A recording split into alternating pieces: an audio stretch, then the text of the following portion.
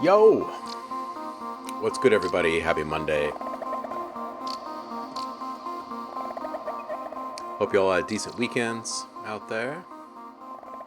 Keeping the inspiration up. Nanowires, what's up, dude? Welcome in. Happy Monday. Paul, snowy? Snowy Maryland? I thought we were done with all that business. Didn't we start spring or something? It's bright gray. It was dark gray, then bright gray, then utterly gorgeous, then bright gray again. So, definitely spring here.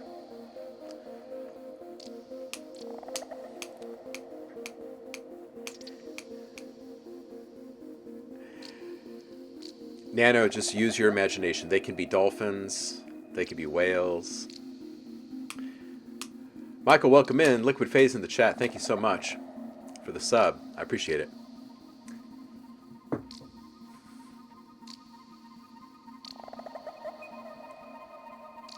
Everybody's cold over there. Man. The garbage barge sounds into gold thing seems right up my alley, says Nano. No, Saf, I'm talking about all sounds. Today we're going to be talking about synthesized sounds specifically. I feel they're not discussed quite as much as the rest. Sideways snow. Whew. It's raining in LA. Wow, what is going on today? Half of you are in snow. Oh. What's up, Javar? Welcome in, homie. Just getting fired up here.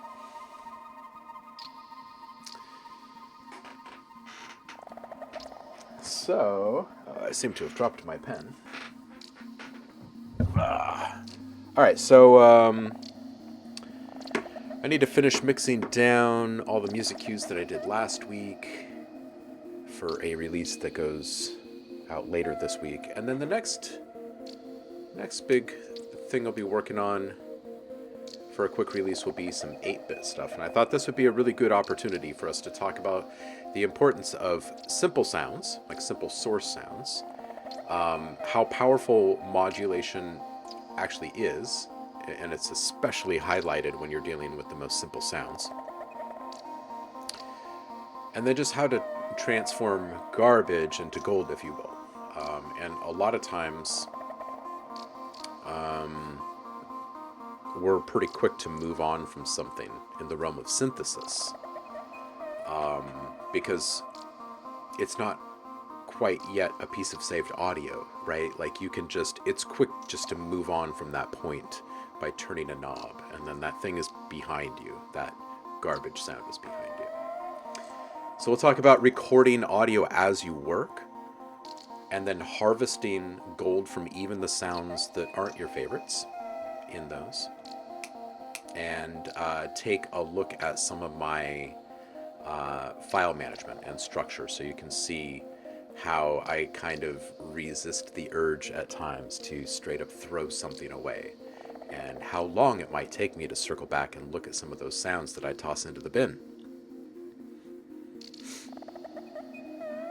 I call it the bin because trash is where you actually throw things away, right? Like down here, like the little icon says trash, I think. So yeah, it says trash right there.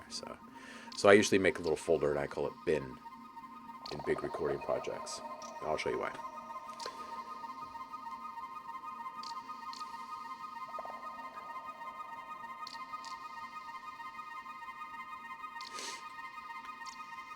Neo, welcome in. Happy Monday. Ooh, some New Jack Swing songs. Wow. All right. Very cool.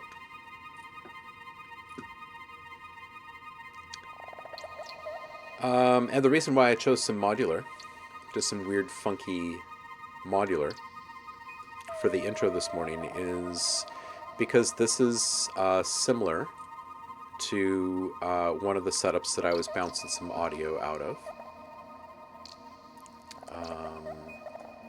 for a pack, and I'll show you guys that pack. You can get kind of the full picture. So I guess that's it. We should probably, yeah, I know, no commands, no freaking commands, right? It's like Streamlabs got hip to the fact that I'm not using their stuff, and I still want to use my bot from there, and I haven't had a chance to set up another bot. Still no work. Yeah, it doesn't make any sense. Let me go kick it again. Sometimes if I kick it just a little bit.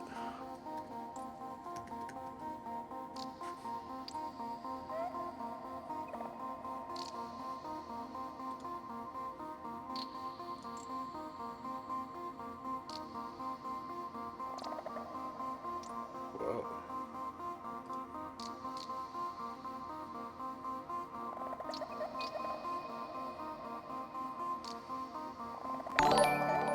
Hey, did we just get some commands and alerts back?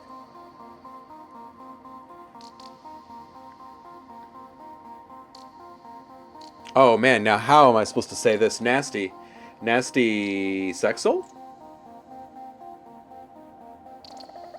Nasty.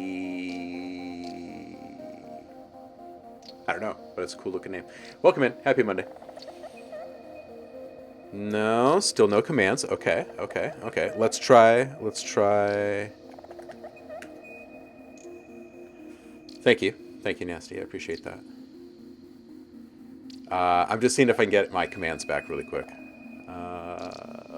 Back here and bots.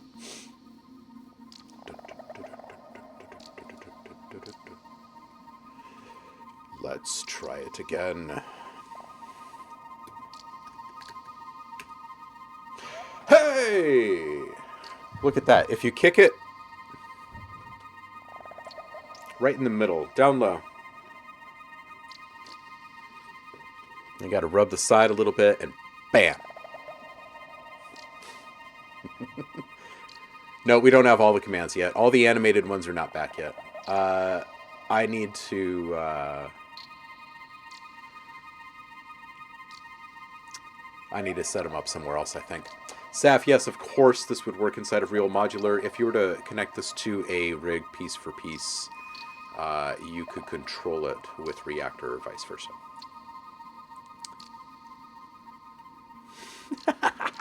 Yeah, so all of our animated commands are down right now. The basic CloudBot stuff is working. So Discord, I don't know, email, contact sounds. Like you could find the community sounds here. Yep, there you go. So all the basic ones, all just the basic text response ones are working, it looks like. Animated ones are down. All right, so before we jump into all of the stuff we were just talking about, let's see what Ben has been cooking up. Nanowires in the chat. This might be a continuation of what we heard on Friday from him. And then after that, we will we'll just get started. What am I looking for here? There we go.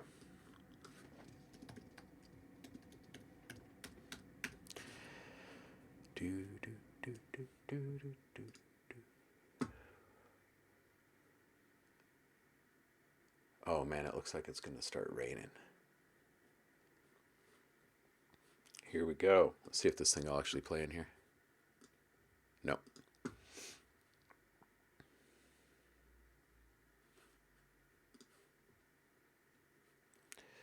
All right, Disco. Let's read or listen to this.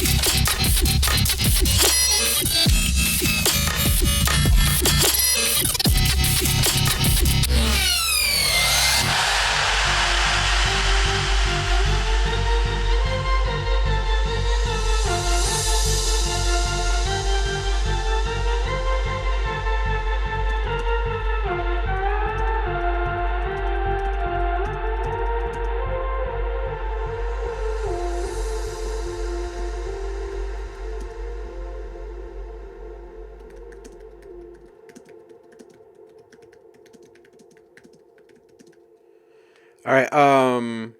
Love the big movement intro, the panning modulation and everything. I think the whole, not who, I think this whole intro section would sound even better if you increase the dynamic range even more. This still sounds fairly uh, squished and maximized. Um, and I still think that getting the loudness through saturation instead of compression would be a better choice for this track. Anyway, regardless, make it even more dynamic in that intro bit by making the starting points of the things that are kind of swelling up, bring them basically down to silence in the beginning. So everything kind of drops out in a couple of spots and then like builds up out of nothing. You would still have the ambient environmental noise of all of the reflections and the reverbs and everything at that point. Um, Dude, the synth is amazing. Still think it. And all of these little kind of high tech, kind of reinforcing sounds on the side, they're so close in loudness to that main synth. The other reason why I think that the loudness through compression isn't the right choice because we're not getting enough separation from those things, and there should be, I think. Because you can increase and decrease the dynamic flux at will that point, right, and get those things closer together or pull them further apart. Um, because you're playing with like wizardry here, right? With the lead synth. So I would really give it as much space as possible. Great transition at 109. 124 when everything comes in at its fullest. I think it's a little harsh up top there. I think there's an opportunity for maybe a filter mod, if not just straight EQ. Add transition effect for added support at 150. There's a fair amount of complexity happening right there, and that transition could be bolstered just a little bit, I think. And by the way, I love all the breathy transition stuff. It's good.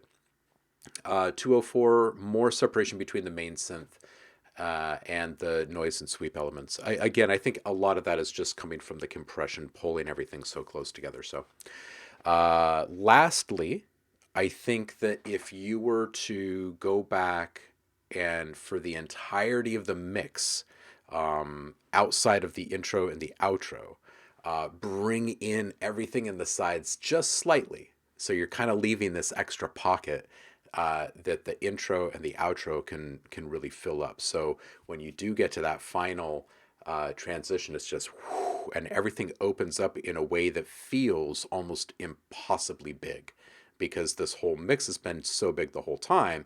People don't even realize that there's still like another, I don't know, like 15, maybe even 20% of openness in the pan range there. Anyway, one thing that you could explore and A B and see if you like it, or see which way you like it rather. All right, let's see what everyone is saying early in the morn.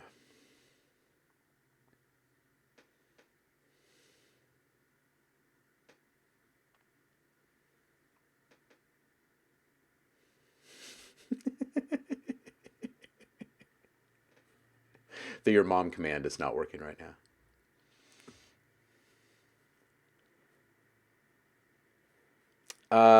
Nasty's asking a question. The reverb is in the patch or outside the patch? Is it synth reverb or I would like to know if it's parallel or series. Glitches are nice, Saf. Yes, very very fine precision work from our man nanowires today. Yeah, I think the dynamics taking everything down to zero at the start of those. I think it's only like two elements that kind of swell up from almost nothing, but I think it would really draw the listener in. All right, that's it. That's all I got for you. Thank you for sharing what you're making. And let's get out of this. I don't need to be in that. Da, da, da, da, da. All right, so we're gonna make some stuff, right?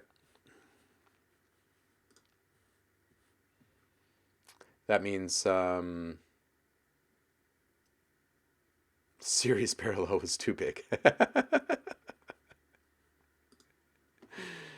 um, Too big, huh? Too big. All right. Where to start? Where to start? Where to start? All right. So, like I said, I'll be working on some 8-bit stuff over I don't know, the next couple of weeks, I think. So you guys might see me work on a little bit of that here. But like I said before, it's a really good opportunity for us just to talk, uh, just like the power and importance of simple sounds, and just how powerful modulation actually is, um, for so many different reasons. Video game sounds are a really great, um, uh, kind of almost like sandbox material for learning, because they can go in almost any direction, because so much of the um, users or listeners' imagination is required to kind of complete it all, right? We have to kind of imprint something from within upon it, unless we've got some kind of visual that we can sync up to it, right? Then it's providing the context for us. But if you're working in isolation, if you're just making sounds to make sounds, if you will, um, so much of where you feel like you can take a sound and end up ultimately taking that sound, is almost entirely based upon your imagination, right? And then the obvious becomes the problem, and that is that our imaginations aren't necessarily running wild and free of like restraints and constraints most of the time. Usually, we kind of exist within these certain kinds of bubbles, and we don't really extend too much far, like outside of them, right?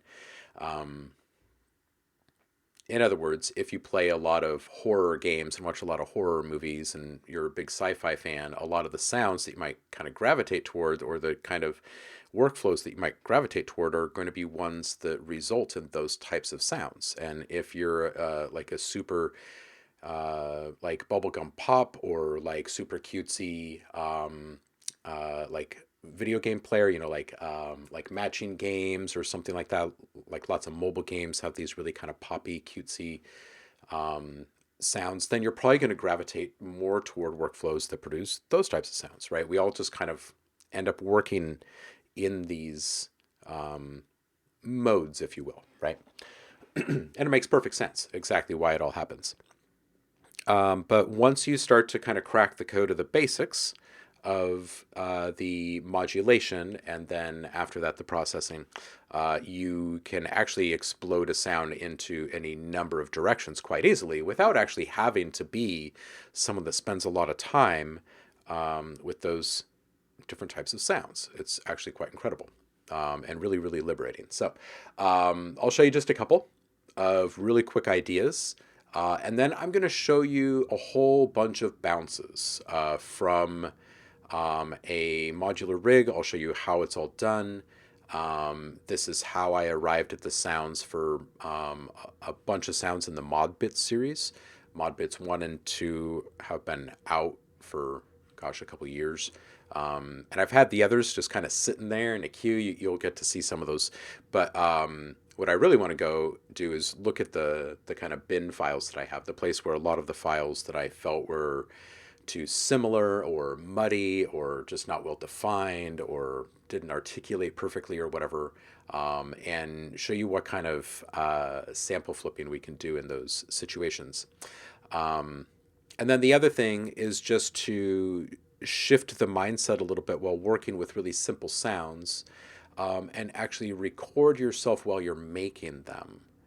This is another one of those little tricks that you can use to grow your sample library very quickly, and start to reinforce this idea and gain buy-in from yourself on this idea that there are no real throwaway sounds. You can get something out of all sorts of things. So let's just jump right into it and see what we get up to. Let's turn this off. And we should probably start with something really, basic. Let's just do like the default patch in Massive. It's a square saw. In the old 8-bit video game systems, there were actually a few channels that the sound designer could play with.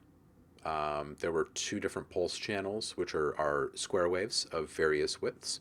And then also a noise channel that could be filtered and sequenced, which is where most of the drum sounds came from. And then there was also a super lo-fi sampler, which we can talk about as well. So Massive is actually a fairly decent starting place for this, because you can dial in a waveform that is very reminiscent, or a sound, I'm sorry, that is very reminiscent, very easily.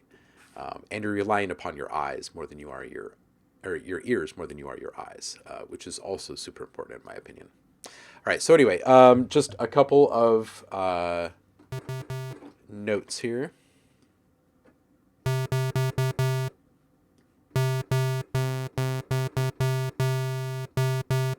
I put just a tiny little bit of saw in there.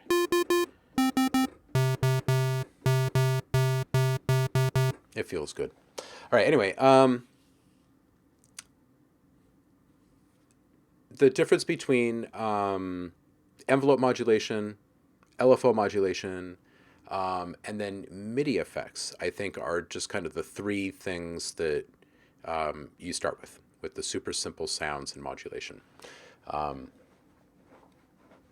By default, I believe it is envelope number 4, which is your amp envelope inside of Massive. So if you were to assign this to another parameter, it's going to be affecting the main amp as well as whatever parameter that is. So it's a really easy way to sync up sounds. It's also quite true to the era of 8-bit. You didn't have a whole lot of different modulation sources. So what can we do with this? Pitch modulation is one of the easiest ways to put something into motion, right? And playing with the decay a little bit can give you really quick outcomes. And of course, going in the opposite direction gives you kind of this opposite feeling. So the first one very much sounds kind of like a hop, and this one sounds almost kind of like a shooter of some kind, right? So, and therein lies the very first thing, and that is that we're kind of communicating something through change over time in a very small window of time. But that's what we're doing. And what we think that might be triggering in something or someone is entirely up to our imagination until it gets synced to a picture, right?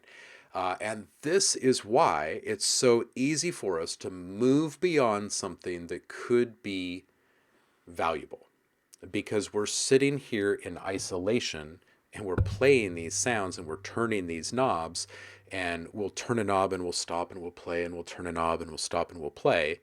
And each time that little exchange happens, you've basically moved right past something that you could have turned into money.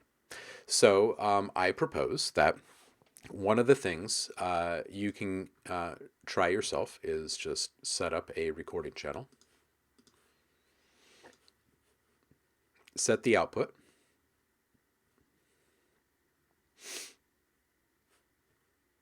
to a bus, and then set that bus as the input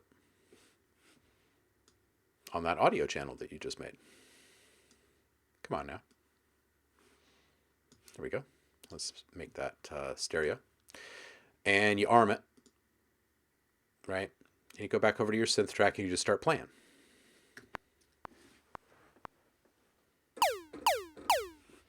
So maybe you got a couple of these.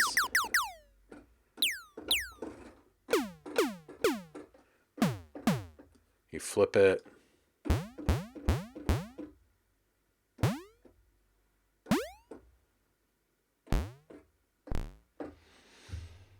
Okay, so as you're working through, just playing with modulation, you can start taking um, that amp envelope that we've just assigned to the pitch, and you can start assigning it to other things like the wavetable position.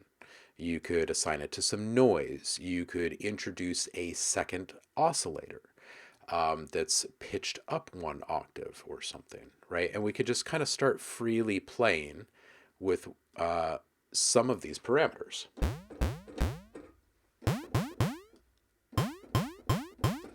Um, and if you're recording all of this, then you can just simply go back and use a strip silence command,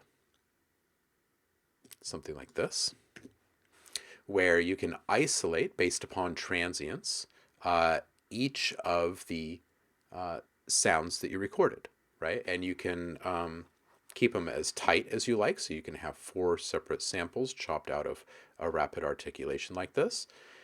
Or you could loosen your threshold settings and keep them as more of a rapid articulation instead of individual samples. And then just kind of move on from there. And then once you've stripped the silence, you've got these individual audio regions that you can start playing with, right? Now, the very first thing that disqualifies most sounds for most people when they're working is if it sounds like a duplicate or not. Why keep the same sound twice, right? Well, maybe one of them will remain that way and another one will get transformed somehow, right?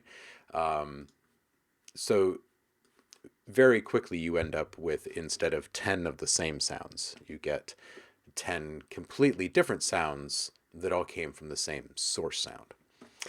And not all of the work needs to be done like as you're working, right? Most of the time I will have these really big sessions, grab the few sounds that I want from it, and then save that whole project, tag it, like to go back and look at later to harvest from, and I'll move on. But what I've done there is I've saved myself a ton of time and I've laid the groundwork for more money making, basically.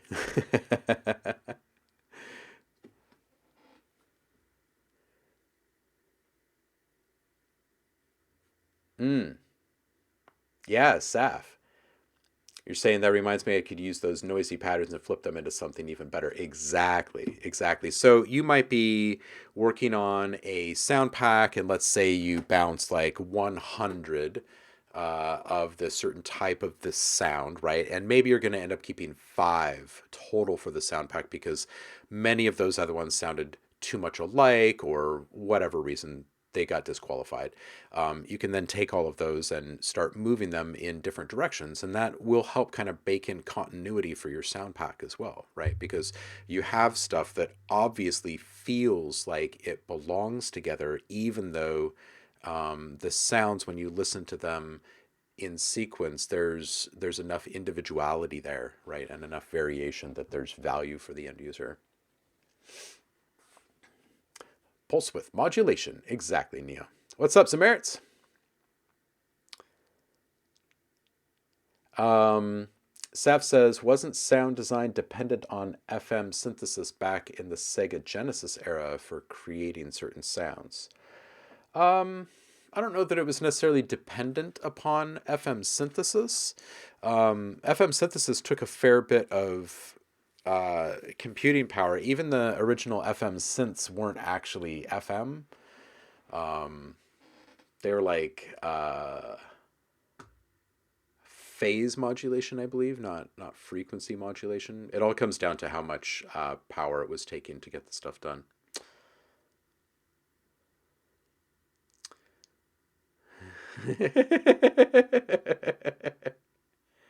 Ooh, the Genesis used a Yamaha FM synth chip. Bunch, welcome in. So if they were using the Yamaha FM, was it the same chip that they were using in the DX7? Or was that later? It must have been later, right? Because Genesis was 92. What was Sega Genesis? 91? 92? I know they were still making games through like gosh, 97 or something. 8-bit Vader. I like that.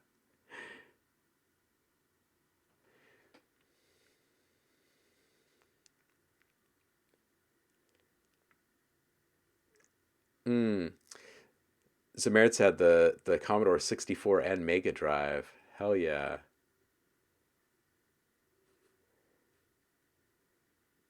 Yes, I agree with Roku. The importance of your source sound is so important. Not to use another cooking analogy, but you got to start with really great ingredients to make a really great dish, right?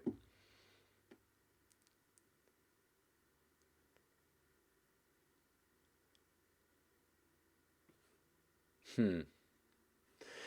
All right. So anyway, that's the first little hack in the workflow tweak, right? So instead of just working in isolation, work in these short bursts of recorded sound, right?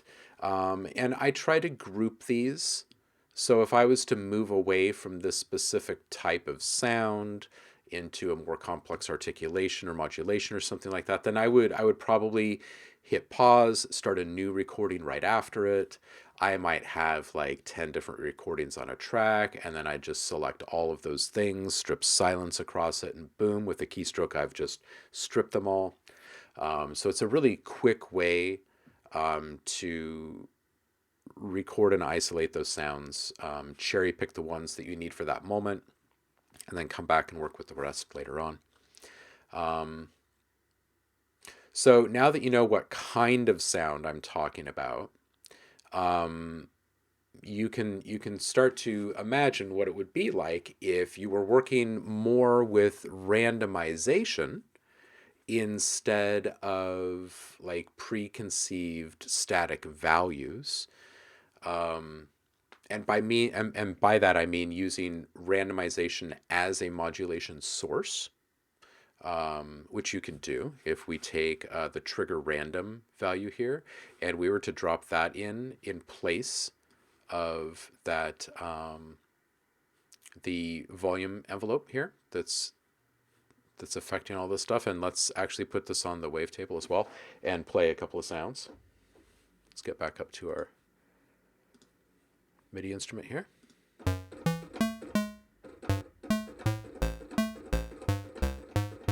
Okay, now I can pretty much guarantee you that as soon as you start to move into random, you will arrive at far greater results because you're going to be sparking your imagination. You're going to be engaging with the part of your brain that's been struggling.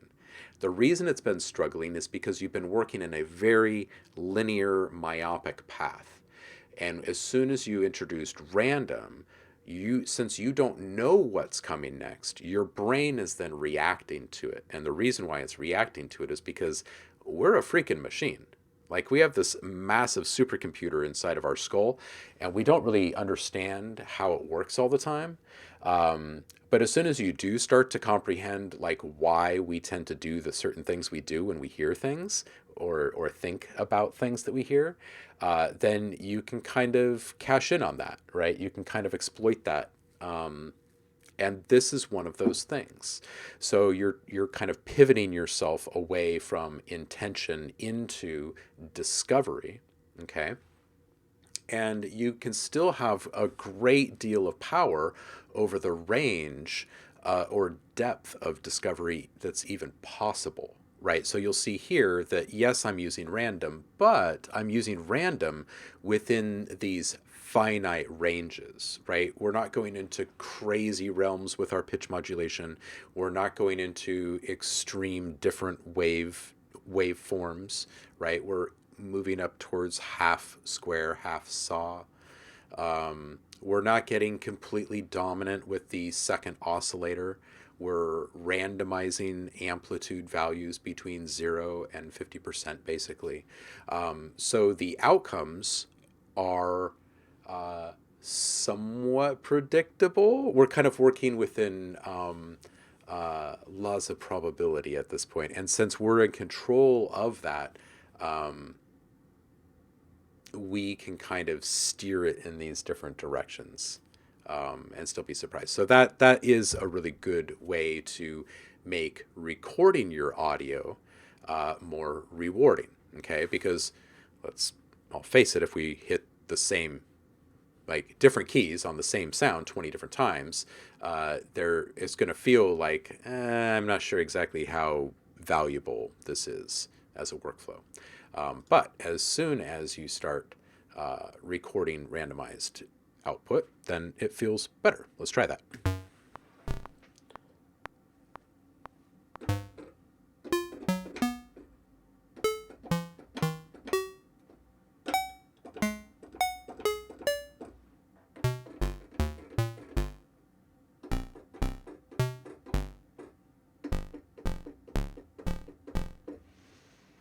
All right, so as we play this back,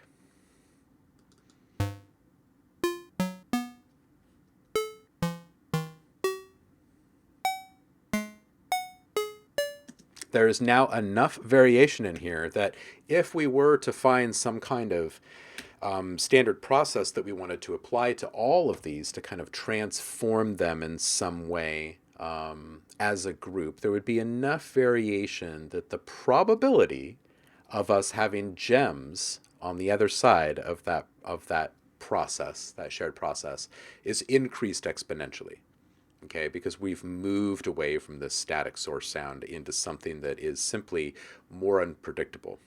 It's also a lot more harmonically rich and interesting.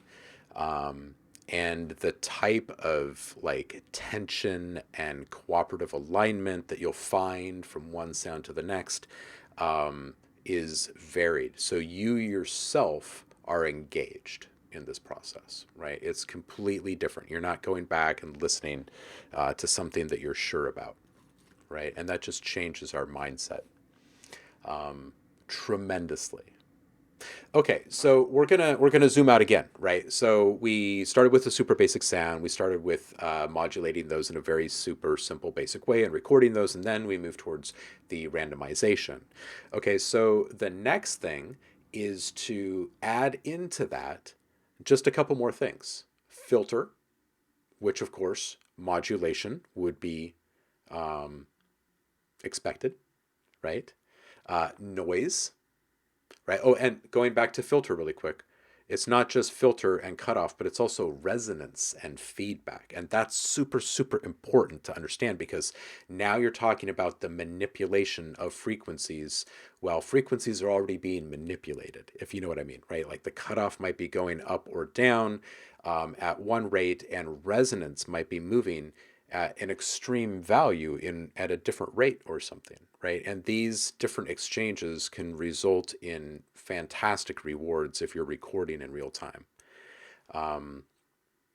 Because if you're doing your job right, you're probably going to get into some stuff that just wouldn't occur again if you were to try and do it intentionally, right?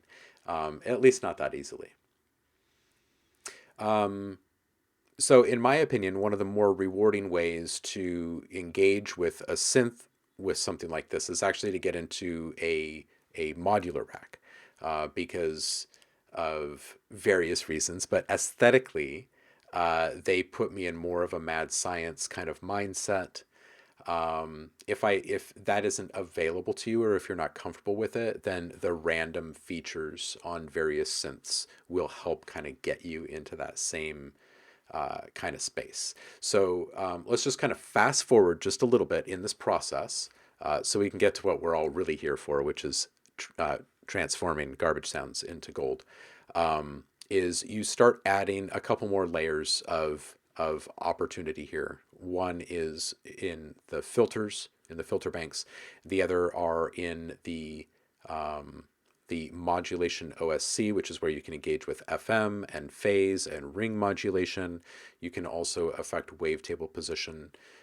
Different synths will give you kind of similar options, but I typically tend to stay away from any kind of time-based effect or processing from the built-in reverbs and delays and stuff like that on the synths, just because I can do that outside of the synth. And as soon as you start to record those things, the sound has just become so much more specific, right? It would be better probably to just add that later in most cases, just because you can explore that freely with the source sounds that you've already begun bouncing. So you kind of keep repurposing those original source sounds again and again and again and again in different ways.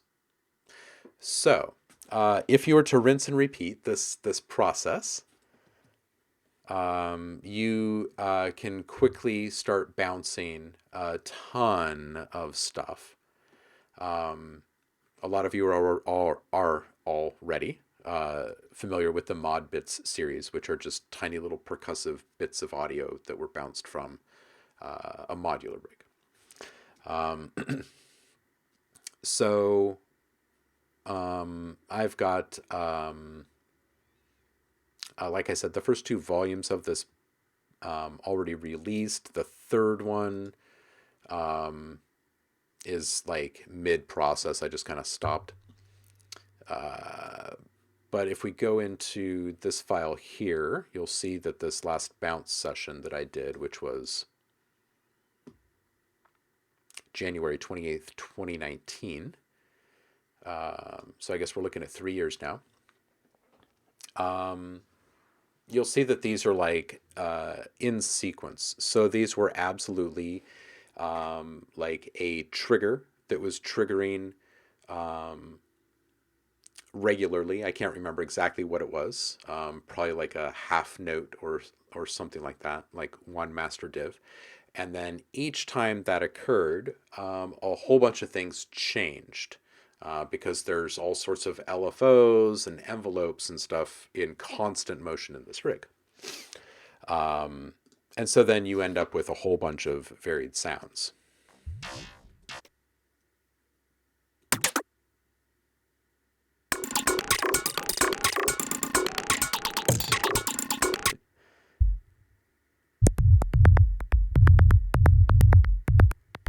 This is actual sequences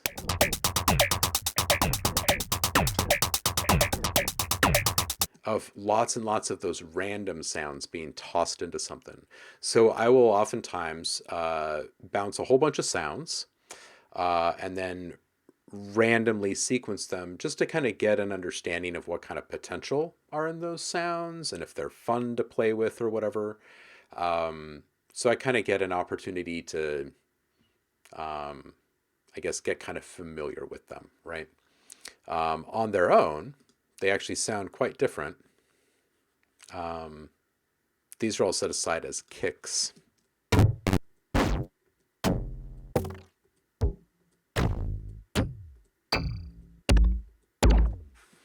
And there's just like general perks.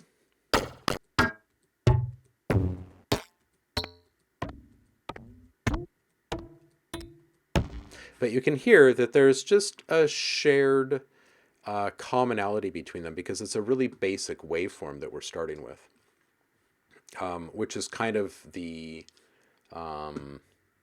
glue at the end of the day. What I'm really interested in talking about, though, are the things that you end up tossing. I can't remember exactly which of all of these. I have modular perks organized.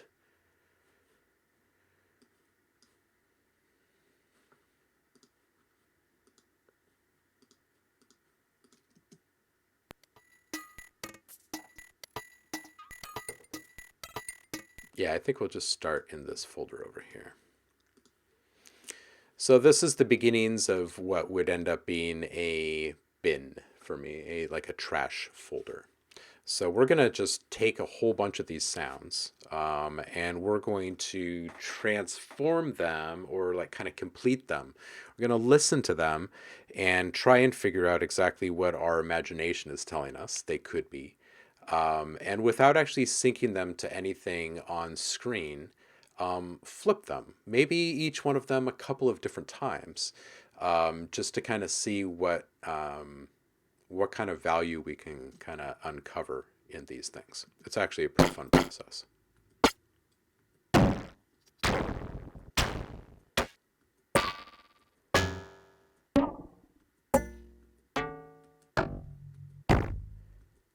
And again, they all ended up here not because I thought they were terrible, but because there were already sounds that were similar to it, or they just didn't stack up quality wise compared to the ones that did make the cut, etc.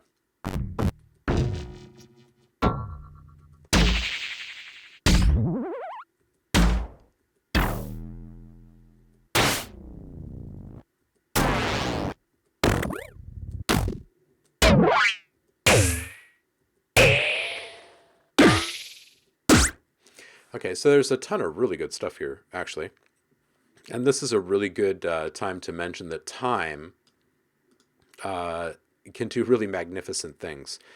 If you walk away from a bunch of sounds for a couple years, you'll basically completely forget how you even made them or why you set them off to the side in the first place in that amount of time. And I love that. Like that's a pretty awesome effect. I'm just gonna bring a bunch of these into Logic, I think, and we'll just start working with them one at a time here. Oh, it's really quiet. Maybe we'll start with this, and we'll just take a random number of them.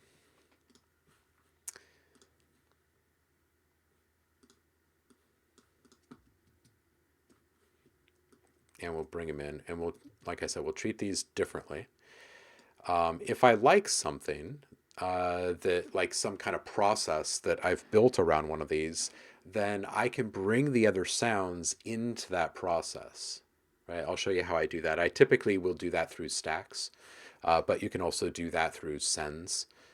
It's really up to you how you end up organizing these things, as long as you have a system that really makes sense and can become more efficient over time. I think those are like the big musts.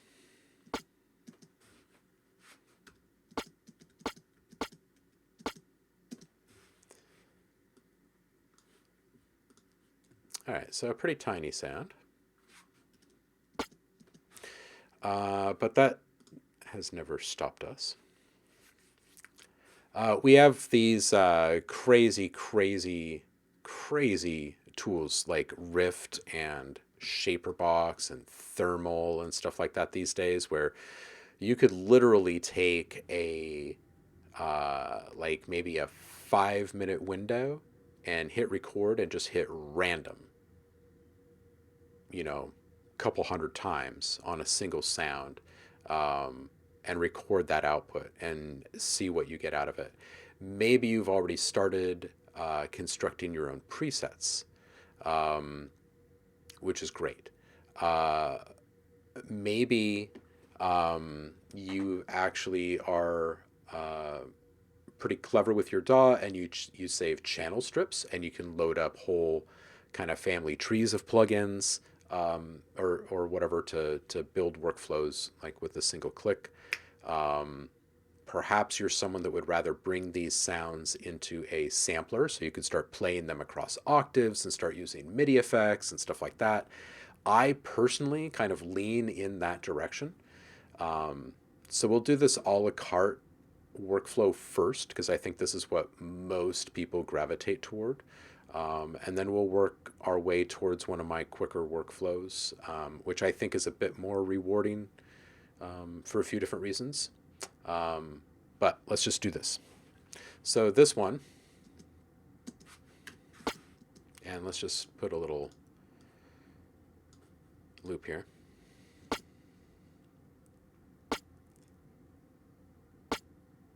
Yeah, yeah, Roku, absolutely.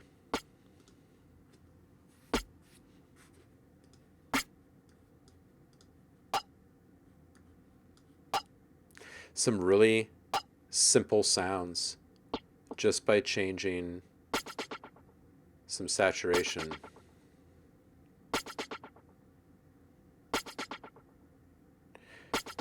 This right here is such a classic sound. You put a little pitch shifter on here with that delay, and it's okay to like slow yourself down and like freely explore, because each thing that you come across that actually feels really good as you're playing with it, you can save that And then you can load that on your other sounds.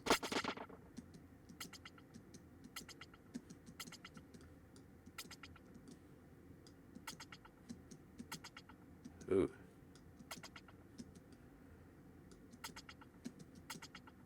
That one's kind of cool.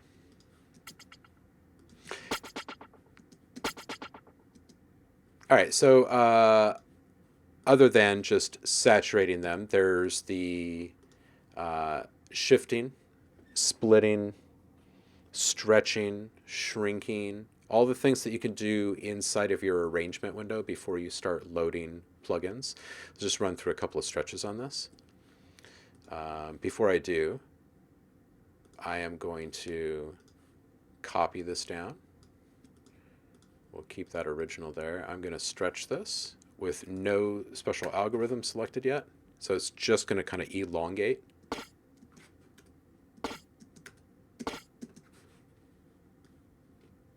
Try that again.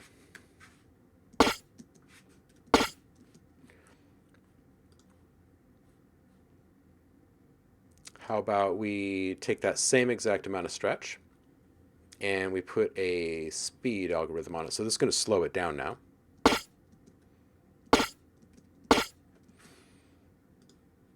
Tempophone, which is granular.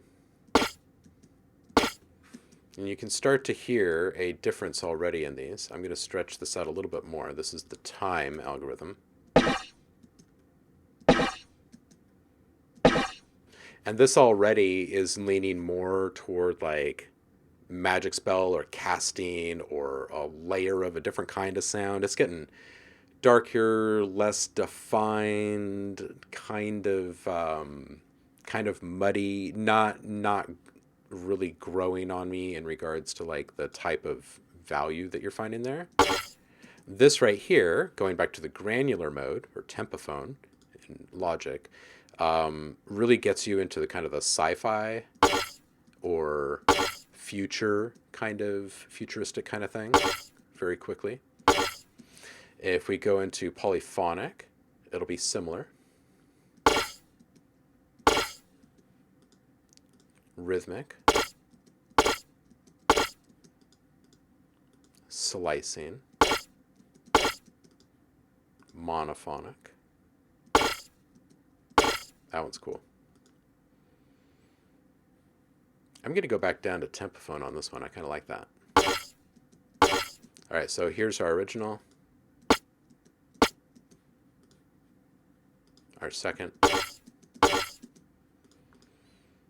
Here's our second sound.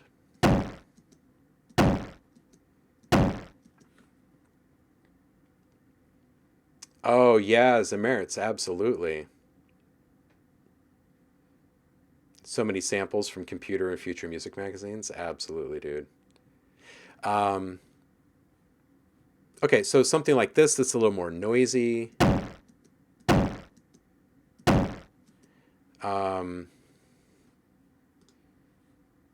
Well, I'll tell you what, the commands are working again, but OhmLab's going a little crazy today, huh?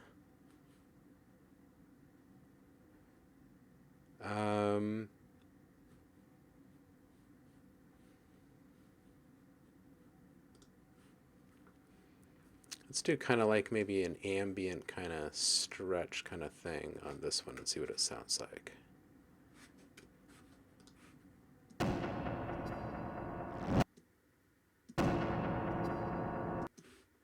This is actually pretty kind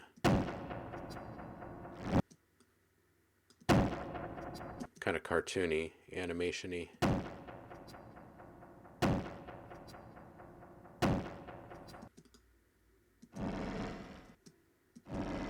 Yeah, this is a magic spell in the making right here. Maybe we just shave off the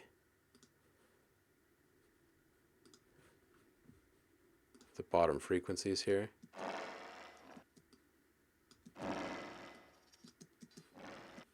And we put on,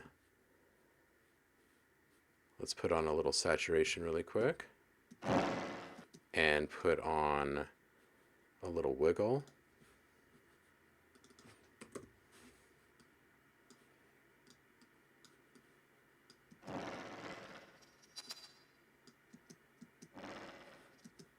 And we'll pump that up a bit.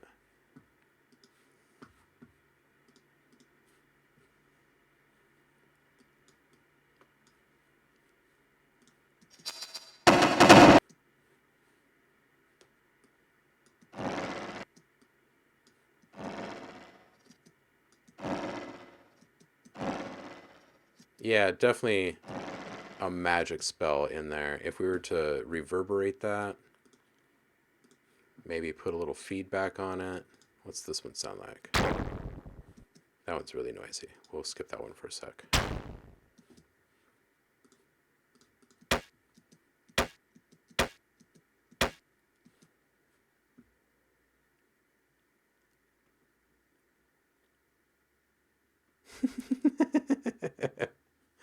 Oh, and it's streaming right now. Nice. This one actually is so flippin' generic and simple that if you were to do like a pitch shift on this,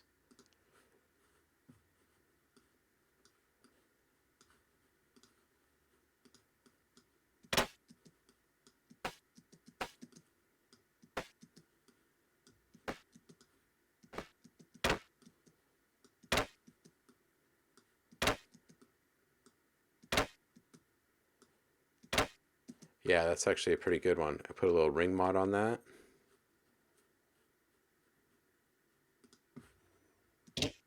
Let's bring this up.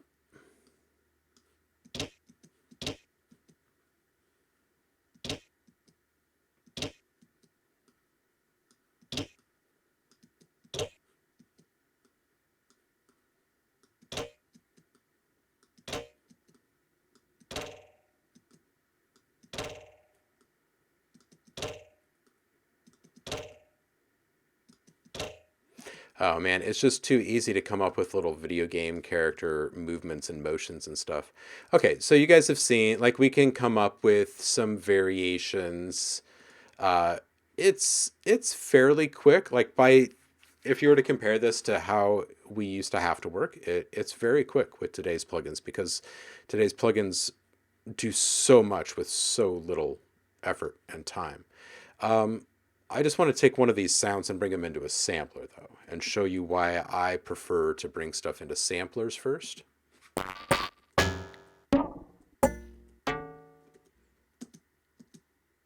This one's pretty simple. Sure, we'll take that. Um, so it's not just about playing. Um, let's do just a basic sampler first.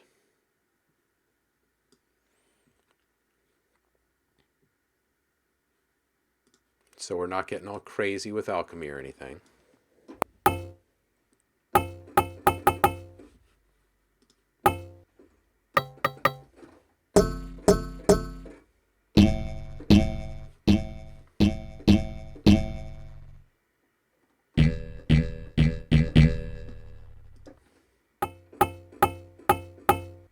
All right, so like we were showing in the in the synth earlier, it's very easy to set up things like pitch modulation and stuff like that, right? Because these tools have that all baked in for you. So let's take a look at some of the stuff that isn't readily baked in. One of the first things I would personally take a look at would be MIDI effects, because this is going to engage with the sound before any audio processing effects like pitch shifting or delay or reverb or anything like that, chorus or anything. An example of a MIDI effect would be like an arpeggiator or a chord trigger or a note repeater, an echo, right? So let's do a note repeater first. I think this is one of the most basic and simple tools that you can use to quickly flip samples, especially if you're talking like this type of sound effect. Just to talk through this really quick, what you do is you add a certain number of repeats or echoes. Um, those can be pitch shifting. So in other words, they would either go up or down in transposition with each repeat. You can also affect velocity, and then you can have the synced to a specific delay articulation, or you can have it unsynced. Let's go ahead and set this up as like maybe 16th notes right now. And we'll say 3 repeats is fine with no transposition. Right, so if we, like this one, obviously, if we were to take it up to 32nd or 64th notes,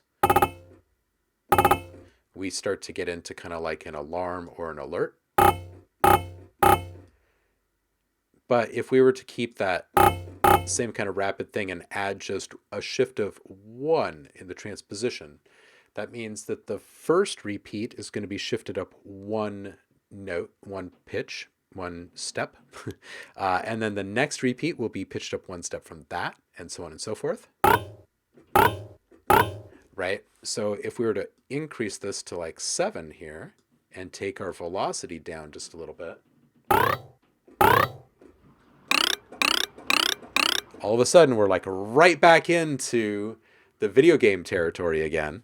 And because this is going up, it feels like something is growing or some kind of positive accomplishment just happened, or growth, right? It's a positive thing. But what if we take it down 1 step? So transpose down 1 per repeat.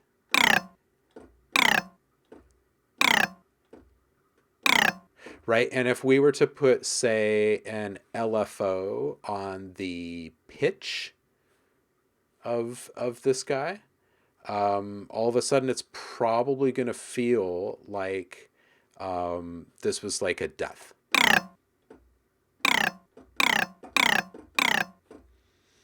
And if we slow this down, let's say like 8th notes, and we go up 3 per, and we go 3 repeats.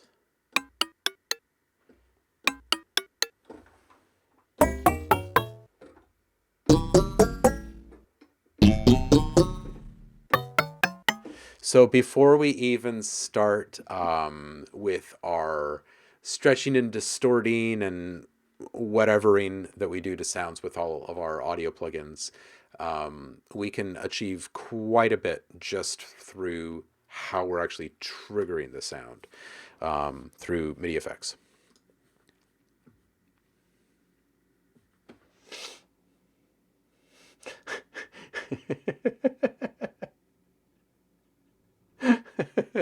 Pharaoh fish and Kelsa chips? I mean, any time is a good time for fish and chips, right? I mean, come on.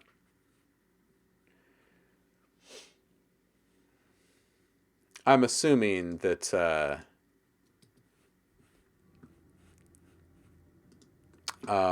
most of you at some point load up a MIDI effects of some kind in your projects, right?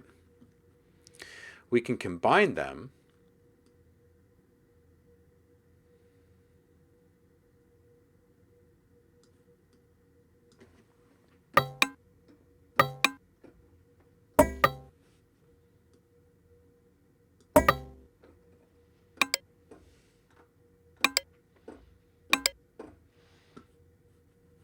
just really quick. I'm going to go up to 30 seconds. I'm going to go up 2 additional octaves and check out what happens. You guys hear that? Anyone working on interface design out there? It's absolutely a button click or a toggle of some kind if you take this up to 64th. Now you're talking like presentation clicks and stuff, like click the button. Don't forget to hit subscribe. Right? Very easy to spin out packs like that.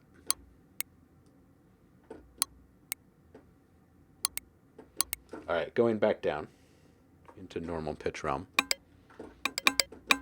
Let's take an idea like this 1 repeat that's pitch shifted up 1 octave because I've transposed it 12 steps. And let's then add an arpeggiator after that.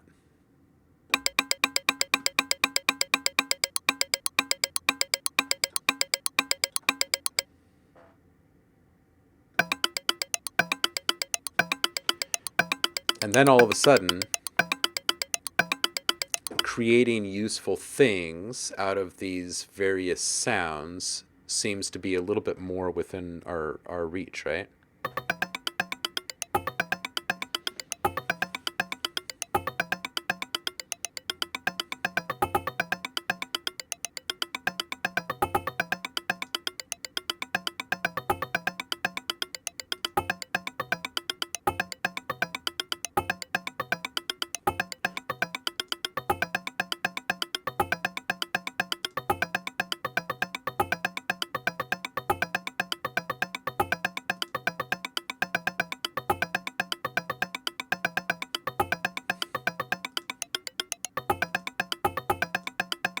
I don't know if your arpeggiators in your different DAWs out there allow you to switch between things like octave range and inversions or whatever, but definitely explore your arpeggiators a bit to see what kind of options there are, because sometimes they can have pretty great implications for sound design as well as, arrangement stuff.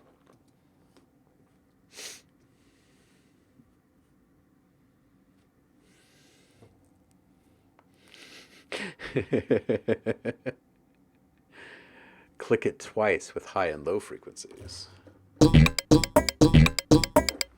My ARP is still on. Hold on a sec. That's good. Yeah, that's good too.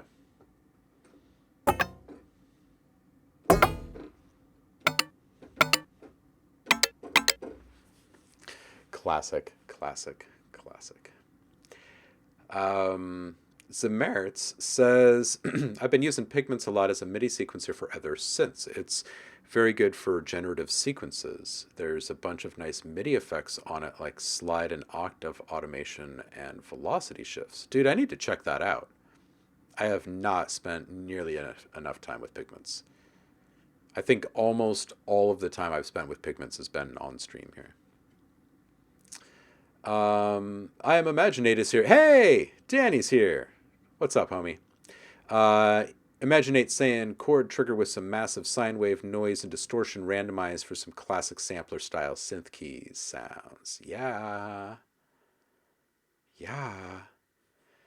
Roku says dropped a sound in public sound design. Let's check this. Oh, by the way, I saw these. Saf was asking,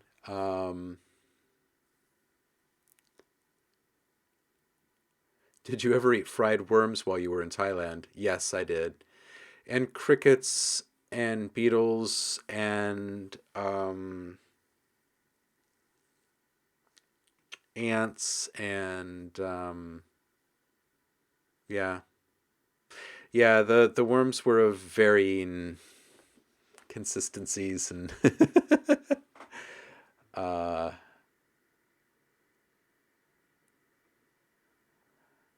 oh, Tremtai says I nearly ate them alive at a reptile fair, but couldn't get myself to do it. Mealworms, that is. Yeah, it's a tough ask. Saf says I've eaten them fried before and they're actually really tasty. Yeah, there's like a range of flavors that I remember. There was one. Um, hey, what's up, Nate? And Party of Four, welcome in. You caught us at an awkward moment. Someone asked the question if I was eating bugs while I lived in Asia, and then Saf said he's actually tried fried worms, and they were actually really tasty. And I would say that there was this one type of worm. It was cooked inside of a leaf, and you kind of ate it all mixed up, and it tasted, I kid you not, it tasted like peanut butter. It tasted like warm peanut butter. It was really weird. Um, oh, dude. Zameritz has posted a live ambient music in the woods. Okay, we're going to come back to that and click on that, I think. Where did Public Sound Design is where he posted this.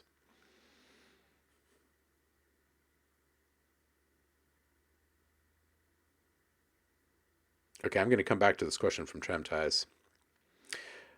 Omi Om from Rokusai.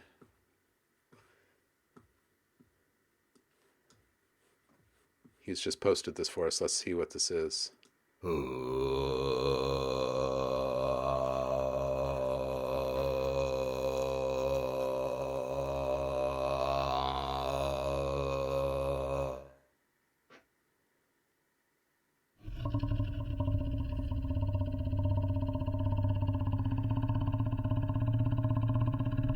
Nice and clean, Omi.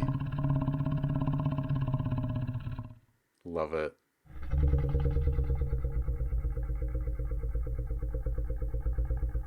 Nice reverb on that. Yes. Love the creature vocalization stuff. Tremties is asking, okay, I've been getting into EQing my reverbs lately, and I think I'm starting to get it, but I just want to make sure. So the point is obviously to remove all of the mud that blurs all the important stuff and make it sound messy, but how should I actually go about this? Because I noticed if I boost some of the mids on, let's say, a distorted guitar on the main output and remove some of it on the reverb, it sounds kind of like the tone of the guitar changes a small bit. Might just be because there's more space for those frequencies now, but I don't know. This whole process is super interesting, but a little confusing. Should I treat this as kind of gating all the stuff? You don't want ringing out to make space for the actual instruments. Yeah, yes. And also, each sound is going to be a little different. The reverb that you're using is also going to be a little different. There's going to be, it's yet another one of those art and science things, right? The removal of low frequencies is mostly to eliminate the potential of those frequencies running into other sounds. So there's that. It's not just the low frequencies, though. People ask me all the time, how do you get your highs so crisp and sharp in every bounce? And the answer is I EQ top and bottom of my sounds.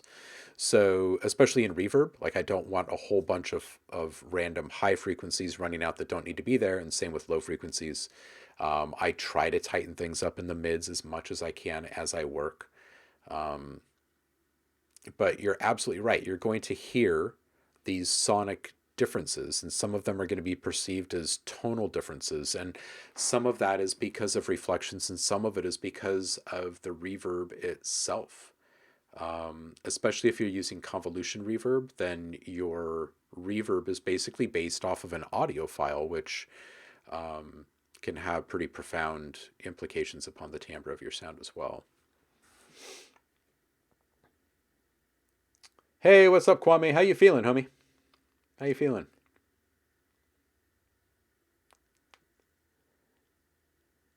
It's a very fine result, that third result, Roku.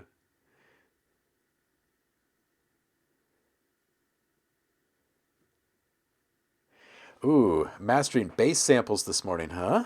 Nice, Danny. You working on a new release over there? Future sound pack, perhaps? Paul is saying Arturia has different sequencer paradigms. Piggy's is definitely deeper than the others.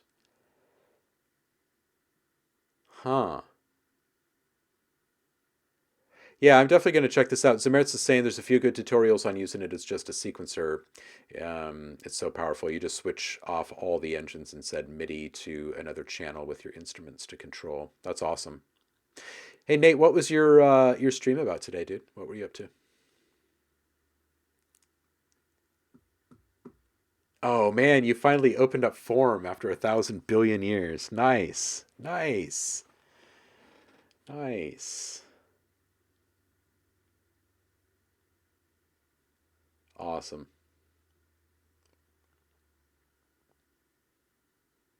Javar says I still use Delay Llama.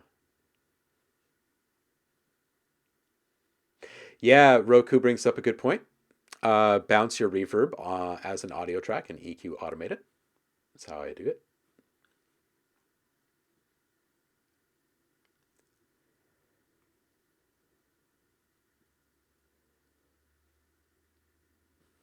Client work, huh?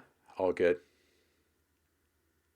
Ooh, ooh, nice, dude. That's coming up quickly. Oh man, April is just like this mad dash right now Freaking April is just a couple of days. We got NAB in a couple of weeks. Oh my goodness. Oh my goodness. Holy heck. So anyway, I'm hoping that this whole workflow thing is making sense to all of you, and like why it could be so, like why it could be such a big production boost recording while you're working on your synthesis, and then using a simple algorithm like strip silence to isolate each one of those sounds that you auditioned into their own samples, and then flipping those in their own way, and why randomization becomes so powerful and important in that. If we were to go back and listen to all of the things we've made so far, I bet the majority of us are still going to think that the randomized versions of our super simple pluck in Massive were more interesting than everything else so far.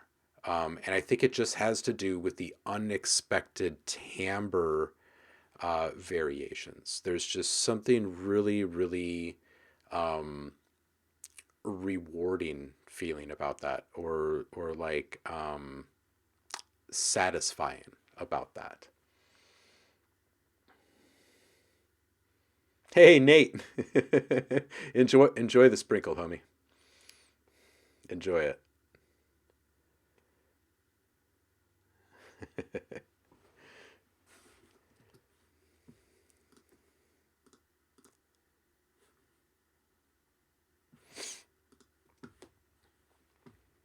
All right, so I am going to actually just start flipping sounds now, I think, for this final hour. Now that you kind of understand how we arrived at a whole bunch of sounds, and I'm hoping that some of those ideas can tweak your workflows a little bit for you and kind of supercharge some productivity.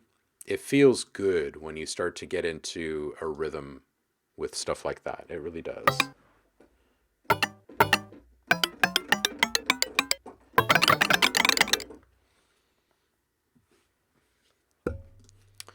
All right, let's see here. What are all of these sounds anyway?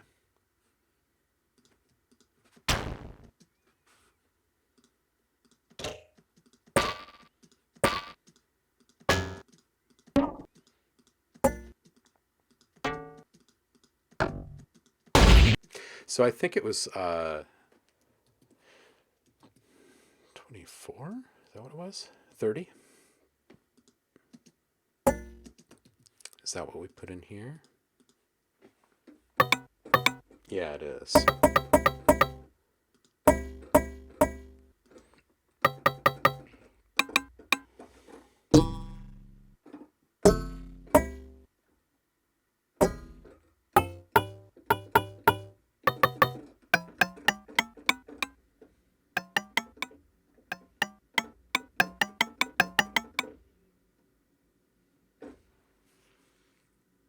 Let's go through the whole list of sounds. See which ones we're gravitating towards.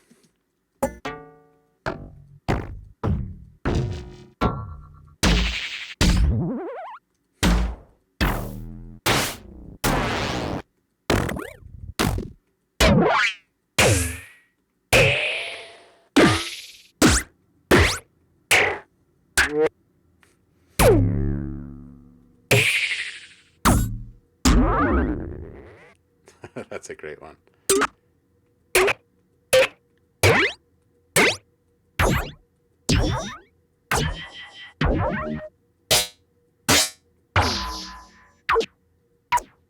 Oh man, part of me actually kind of wants the satisfaction though of going through and actually creating these.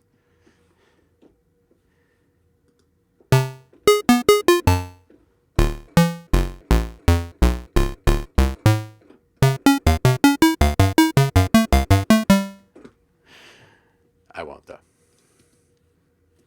Let's start with the worst folder that we have. I think that's, let's go all the way, probably this one. These are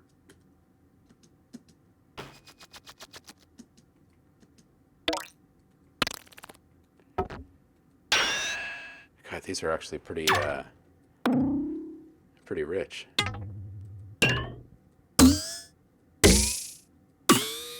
Ooh. Let's take this one. Let's put it into a granular alchemy.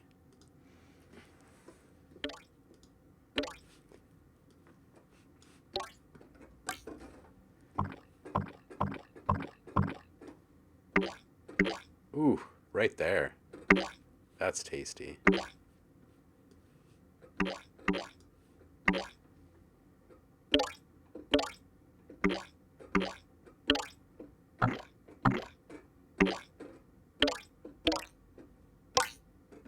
Okay, so we could probably get at least probably six good variations here.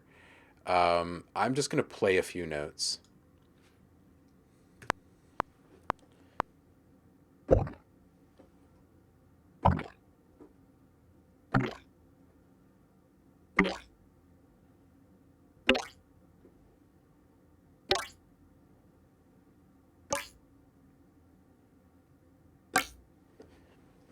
All right, and I am going to,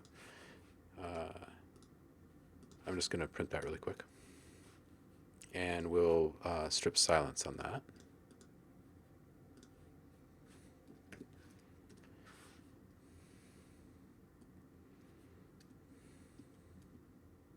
Yeah, I'm actually going to put this up towards the top here.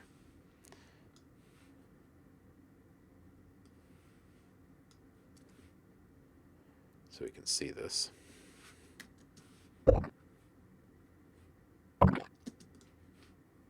Let's chop out the bottom of all of these.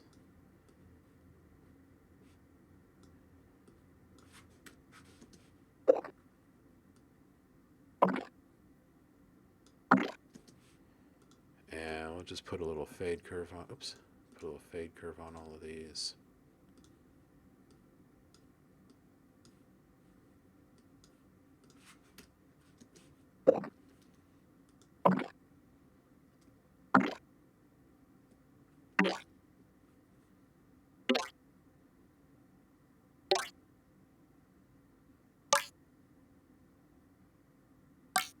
Okay, so these first two, I don't think it's worth cleaning.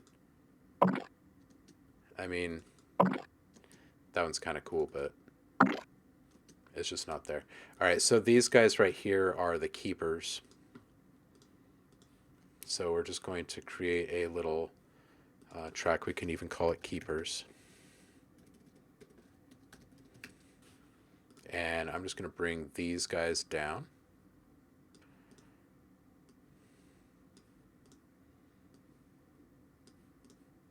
And move them a little bit closer to each other.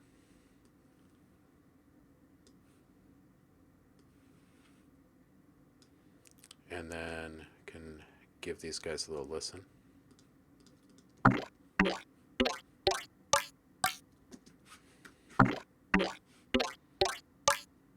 Okay. What is that, 6? That's 6. That's decent. All right, so we'll keep this in stereo. And I would like to put just a little bit of depth into these guys. Let's do maybe a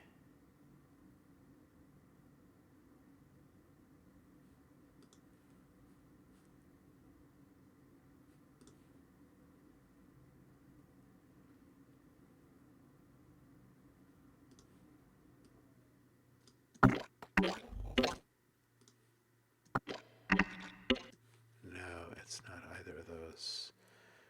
Hang with me here.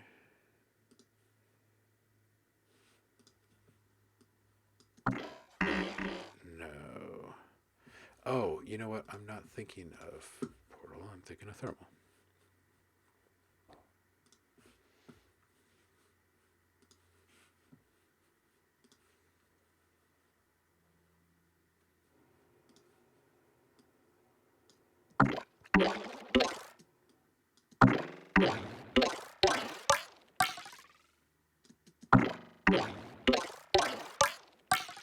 Okay, those actually sound pretty decent.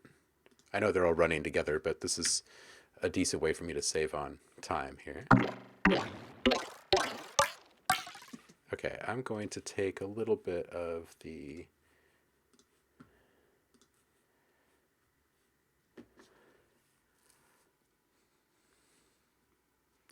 low end out of the delay here to kind of match the reduction we have in our EQ. And bring that down just a little bit.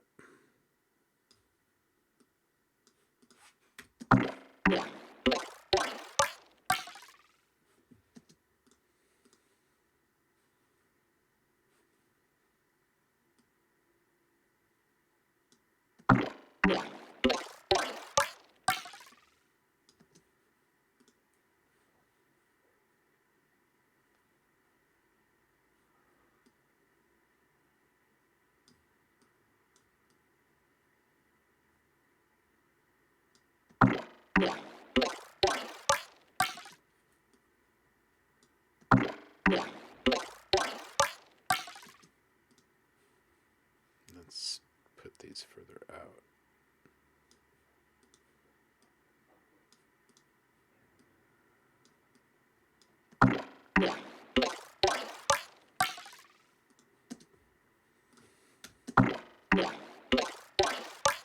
All right, these sound like they might actually be worth something, so I'm going to go ahead and save this project really quick.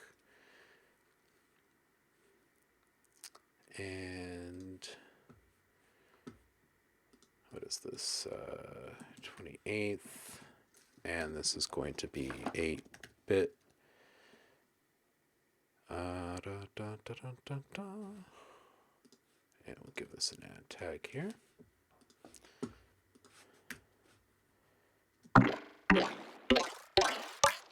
All right, I'm going to just listen to maybe just this guy here.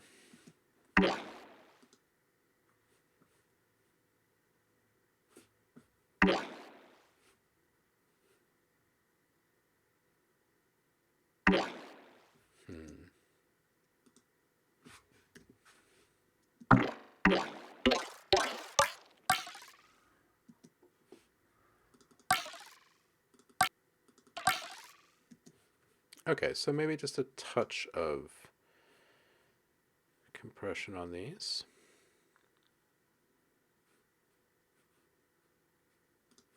I'll do a supercharger.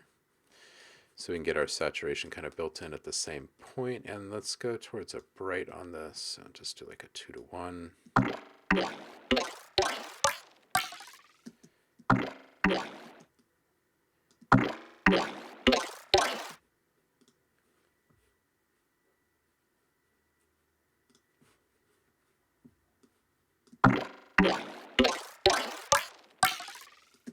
All right, I'm going to just export these. Instead of doing a bounce, I will typically work in these big exports just so I can get stuff out with a single click and I can start to build some kind of shared series of sounds, if you will. So since this was all from one sound, what I can do is say something like, I don't know, like a gritty boing, gritty boing 01, 02, 03, right? So it names those things for me, and then I can just move on to the next sound. And then in my Finder, if I go back and I find that, oh, I should give it a color too, so I can find it easily.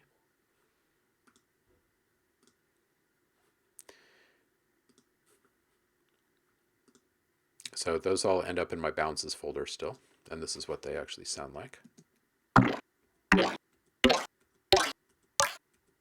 That does not sound like they took the effects though. I'm gonna just go see why.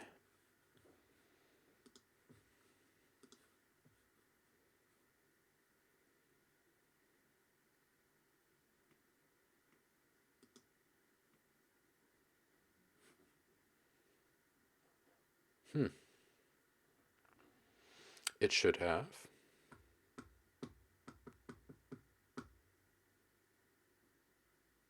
Hmm. Interesting.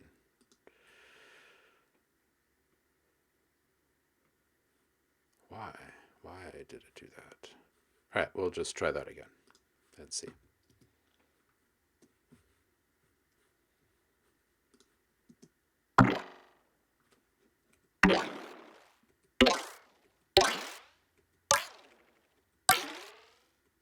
It's there this time. All right. So anyway, uh, so it's a pretty complete workflow, and once you get into um, a nice rhythm with it, you can find yourself like if you're with these percussive type sounds. Um, I don't know, dozens of variations from each source sound every hour. It really kind of comes down to what exactly you're trying to do with your sounds. If you're trying to get the most number of flips out of them, or what. Oh, I was up here actually.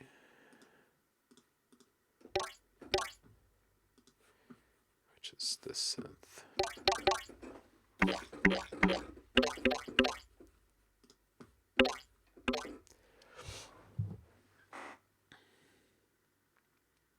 Oh, Zamerits, yeah, absolutely.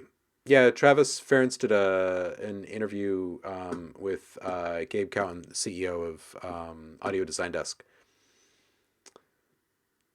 I should put up a link for that actually.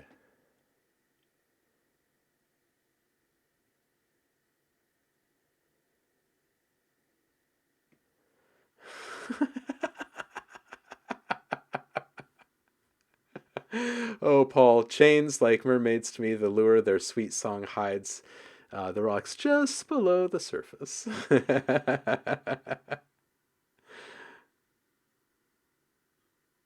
Oh, man. All right, let's get back into this. See if I just shut up for a minute how much stuff I can get out in like 5 minutes here.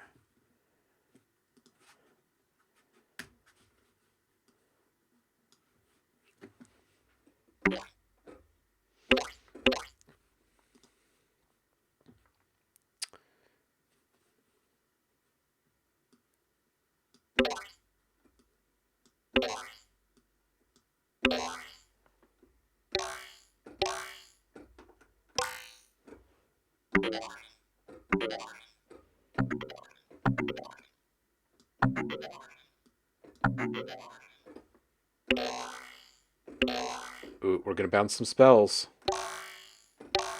I can already feel it. We're going to bounce some spells.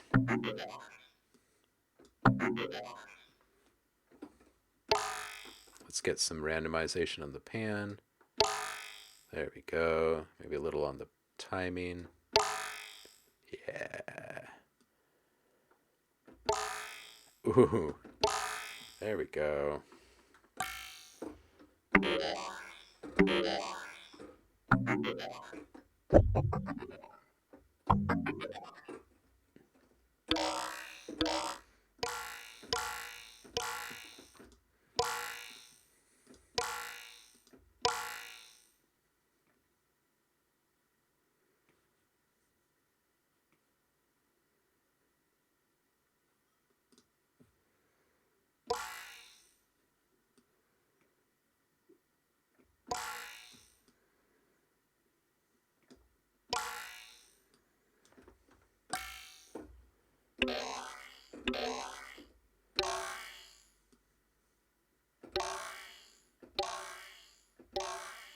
Shortly after we do the 8-bit pack, there will be a magic pack that comes out. So I'll probably come back and revisit each one of the 8-bit instruments and then use them to turn into casting spells and whatnot. Like this right here is pretty good. And put a little crystallizer on this.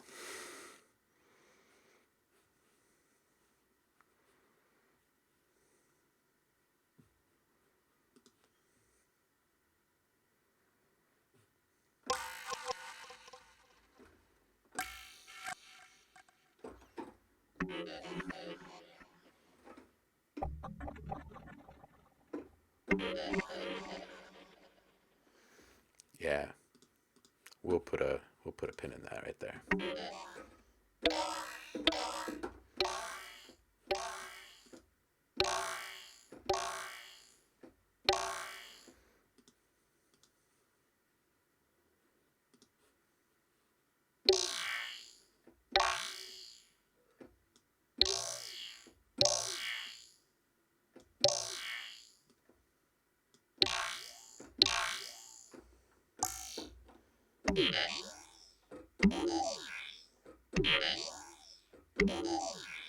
Another little pro tip: if you're going to use something like phaser um,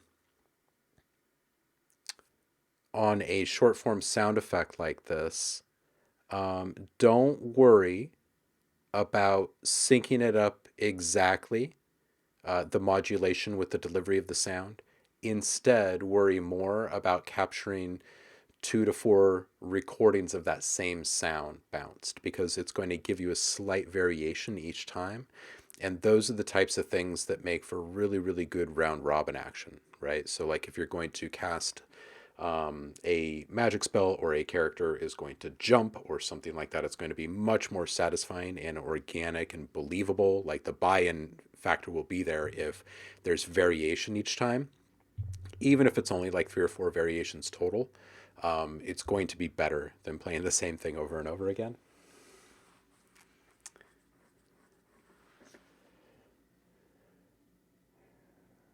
Ooh, Paul's making moves. Hard left turn might pack up Army Digiface USB box right now, then add Pharaohfish Pulse CV down the road. Motu 828X bye bye.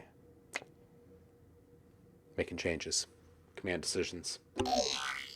That's a pretty great sound. Oof. Oh, that right there. That's pretty great. Man, let's add a little MIDI effect to that.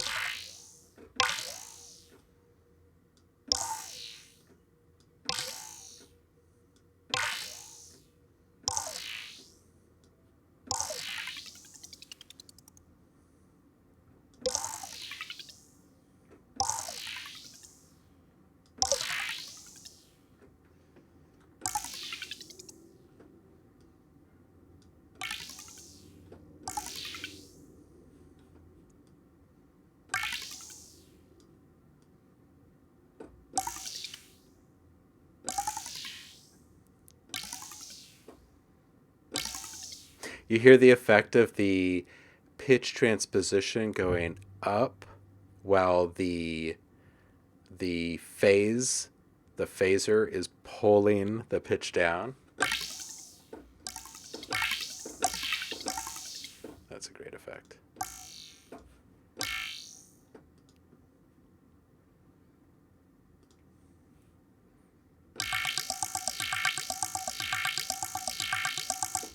Easy alarm.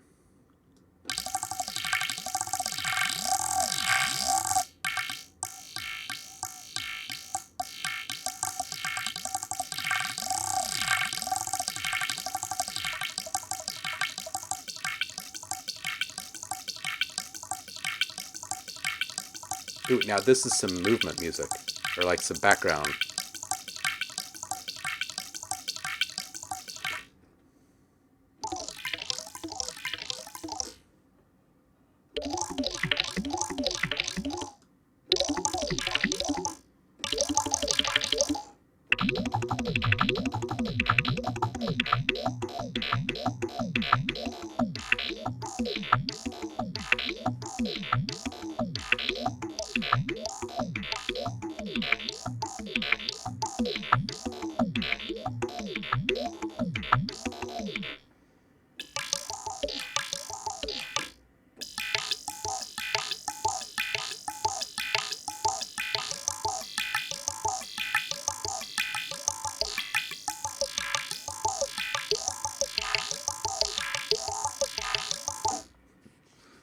man, this 8-bit pack is going to be so much fun.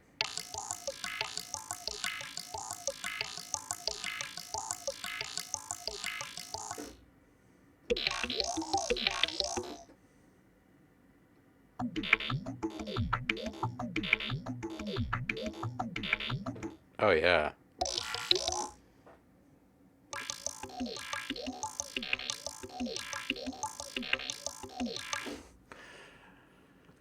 Okay, arpeggiators are just fun. Back to bouncing stuff. That's a really good note.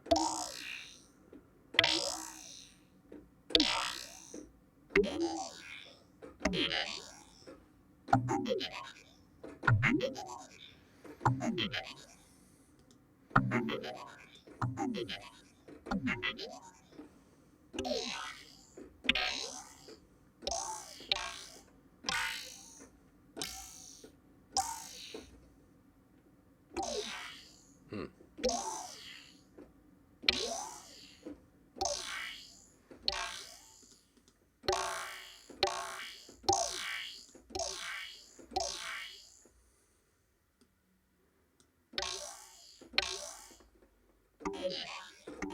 All right, I kind of like this sound here.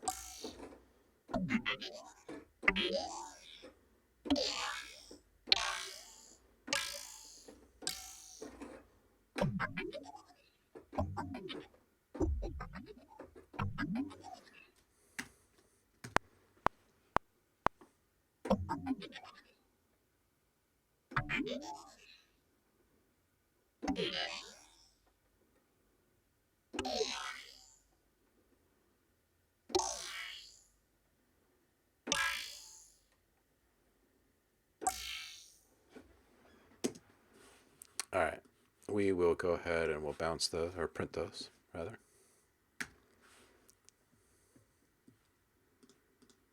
Come in here, we'll strip silence on those.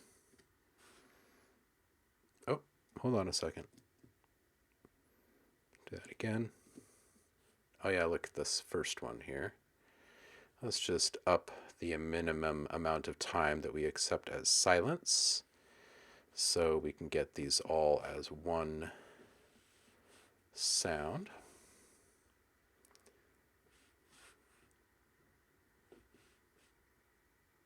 Looks like that'll get most of them there. So now we've got these sounds.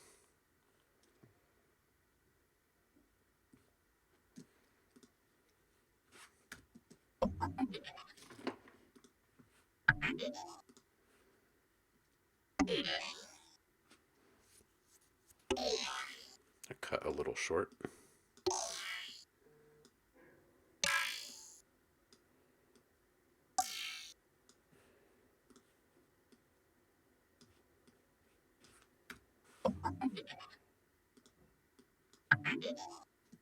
Yeah, that one's really short.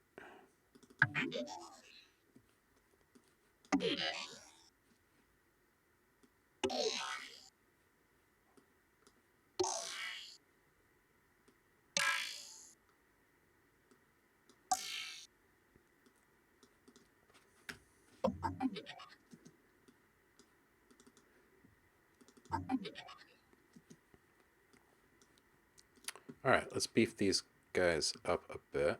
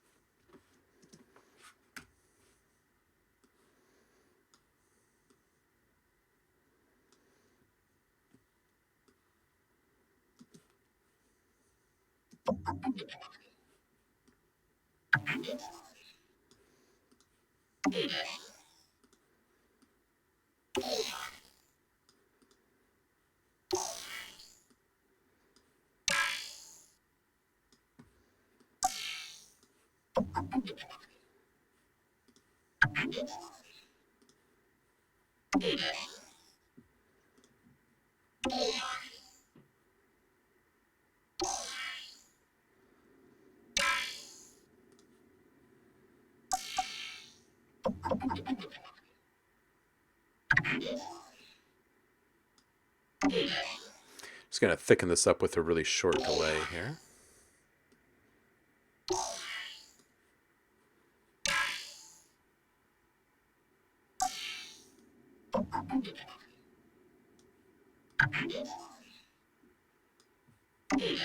A little filter modulation on here too.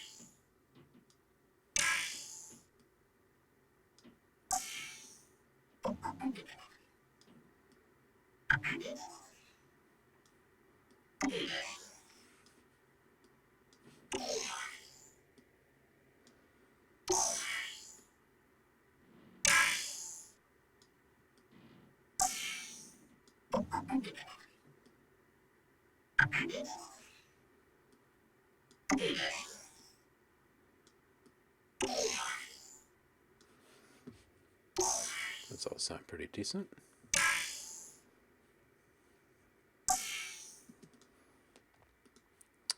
All right, so I'm not sure what we want to call this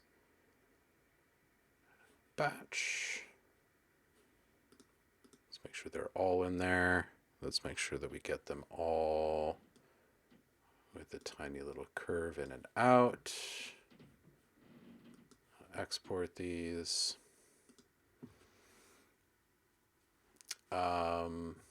Not sure what to call them. I guess they're still part of that Boeing family, so maybe like a granular stretch Boeing for now.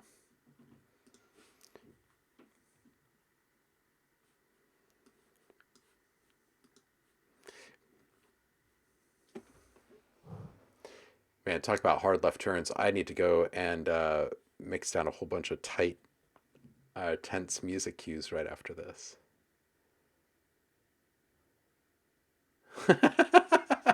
100 years from now, all music data will be at the quantum level, but A data will still be in the middle somewhere. Nice. Nice, Paul.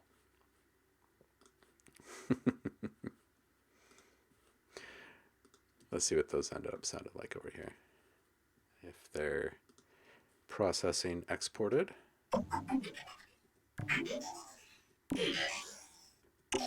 Oh, they still don't sound right. What are they missing in that export? Let's go back and check that really quick.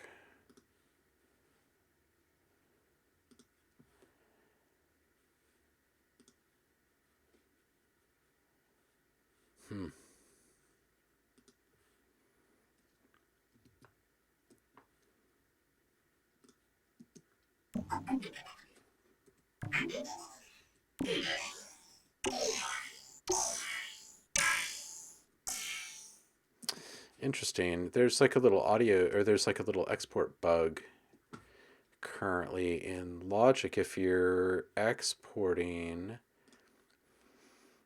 without the include audio tail, we're not getting the full strength of those time-based processes. That's really weird. The other one sounded okay, though, I think.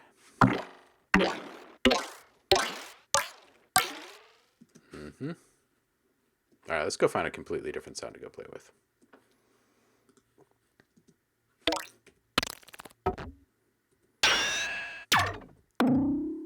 Ooh. This is a pretty good one.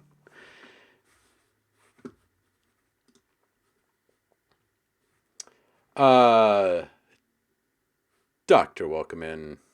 Happy Monday to you. Hope you're doing well out there. We are in the process of flipping some sounds here. We're talking about taking sounds that have been kind of set off to the side as like garbage sounds for whatever reason, and finding creative ways in which you can flip them and bring them back into kind of a new state of being, and enough so that you could actually flip multiple variations of that sound to bundle up. So when do we do feedbacks? Is that what you're asking? Typically Fridays are the streams that we dedicate to feedback. If you're itching to get some feedback on something right now, though, we've got time today, if you'd like. Pretty chill around here.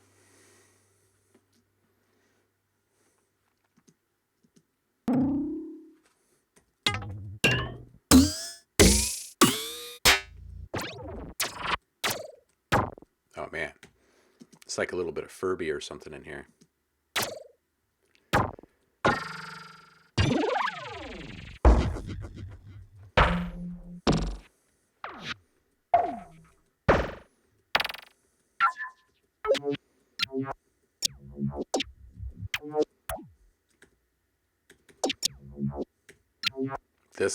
These guys right here.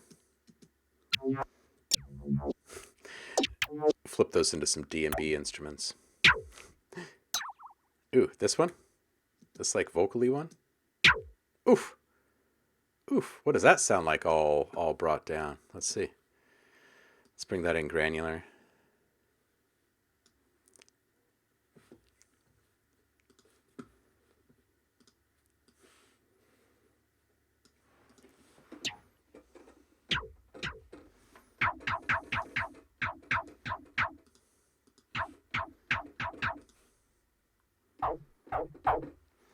Oh, Doctor, you could drop a link right here in the chat. You can also hit the Discord and drop it in the public feedback. Other people can weigh in outside of the streams if you like.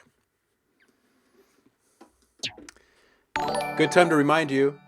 Ultrafox, welcome in. Thank you for the follow. Appreciate it. Happy Monday to you. Good time to remind you all that our community listening party and voting party is going to take place on Friday this week. It's the beginning of the next month. Which means you still have a chance to get something knocked out and participate. Every month, if you are subscribed to the channel, you get a free sound pack. You can grab that sound pack from the Discord in the subscriber rewards channel. You just have to sync your profiles between Discord and Twitch to unlock that. Anyway, if you're currently subscribed, you get a free sound pack. Whatever you're inspired to make with said sound pack from each month, you come back and submit it here in the monthly challenge, and you get another free sound pack just for playing. And there's a chance to win other things. But that is happening Friday this week, which means you guys have another 4 days to get something tossed together for that. It should be a really good time.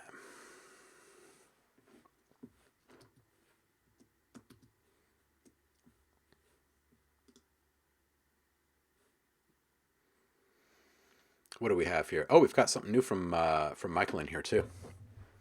We should listen to this. All right.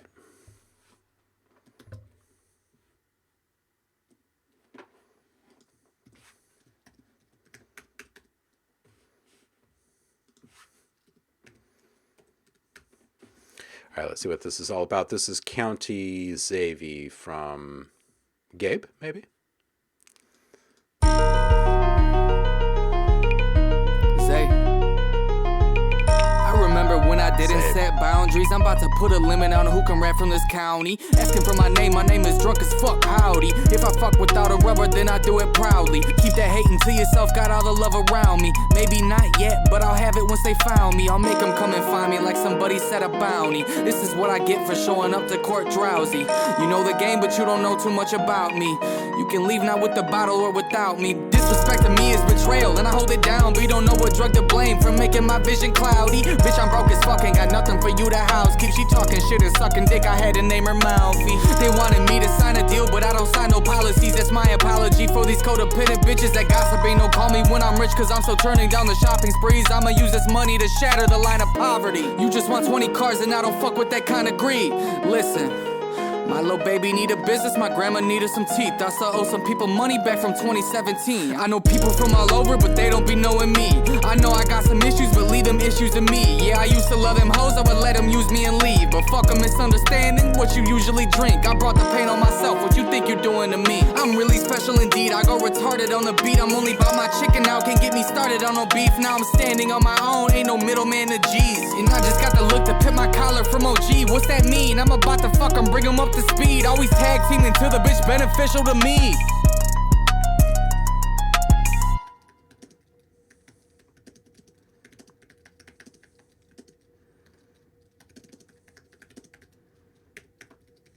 All right, I want to listen to just a little bit more of this here. My grandma needed some teeth, I still owe some people money back from 2017. I know people from all over, but they don't be knowing me. I know I got some issues, but leave them issues to me. Yeah, I used to love them hoes, I would let them use me and leave. But fuck a misunderstanding, what you usually drink. I brought the pain on myself, what you think you're doing to me? I'm really special indeed, I go retarded on the beat. I'm only about my chicken now, can't get me started on no beef. Now I'm standing on my own, ain't no middleman to G's. And I just got the look to pit my collar from OG. What's that mean? I'm about to fuck 'em, bring 'em up to speed. Always tag teaming till the bitch beneficial to me.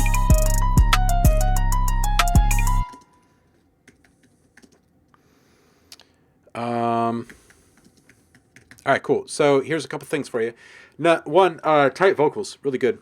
I dig the subtle little clave in there too. I want more separation on the vocals. They're kind of sitting right around where the music is, and if they could come up on top, then better. So there's a couple ways that we could do that. I think putting just a little bit of space on the vocals, EQing out the low end of that reverb, taking anything out of the middle that isn't the vocals or the 808 right now would probably help.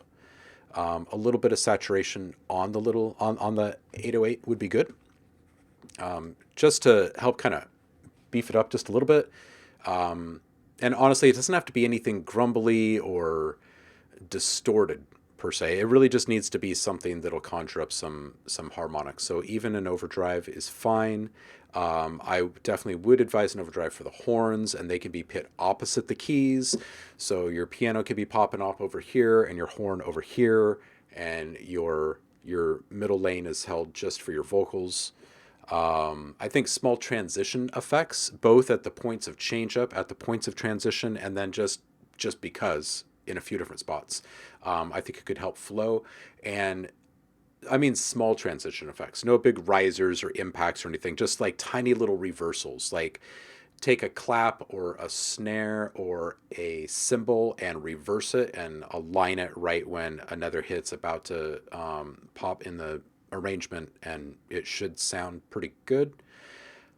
That said, maybe on the piano track is what this would probably work best on, but just a couple of small reversals or stutters or change ups or swipes or something. I think it would probably help add general interest without taking away attention from the vocals, and break up the looping effect, right? The repetition of the loop of the piano. Sometimes it's just as simple as reversing one note here and there, and it can change the whole feeling of a moment. You know what I mean?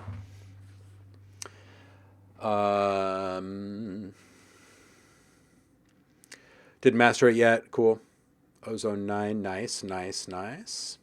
Ah, thank you, sir. Hopefully it vibes with you and it helps you make it even better. Feel free to bring back more. We do a whole stream that's dedicated to feedback on Fridays to help folks up their game a bit. And these community challenges that we run every month are a fun way to work outside of your comfort zone or with sounds that you don't normally think about reaching for, and then getting really good critical feedback from other people in the community, and hearing what they ended up doing with those same wacky samples that they got that month. It's a great way to learn and up your game and just have some fun. So we do feedback on Fridays, usually runs 10:30 a.m. to 1 p.m. That's Pacific. And this Friday will be a little bit different because around 12 Pacific is when we'll start the listening and voting for the community challenge. So usually Fridays are dedicated entirely to feedback, but this time we're doubling down, feedback and community stuff. So it's a good time. It's a good time. We'll have the reigning champion from last month who holds the tie-breaking vote. I believe that's Tremties this time around.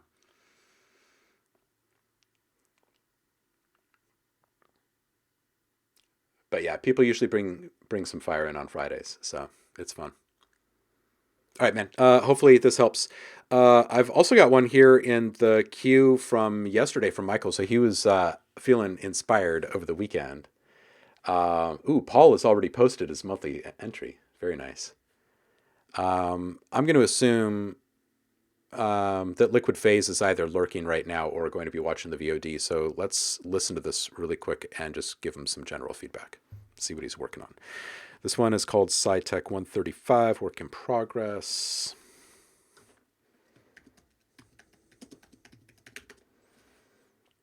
Let's see what it's about.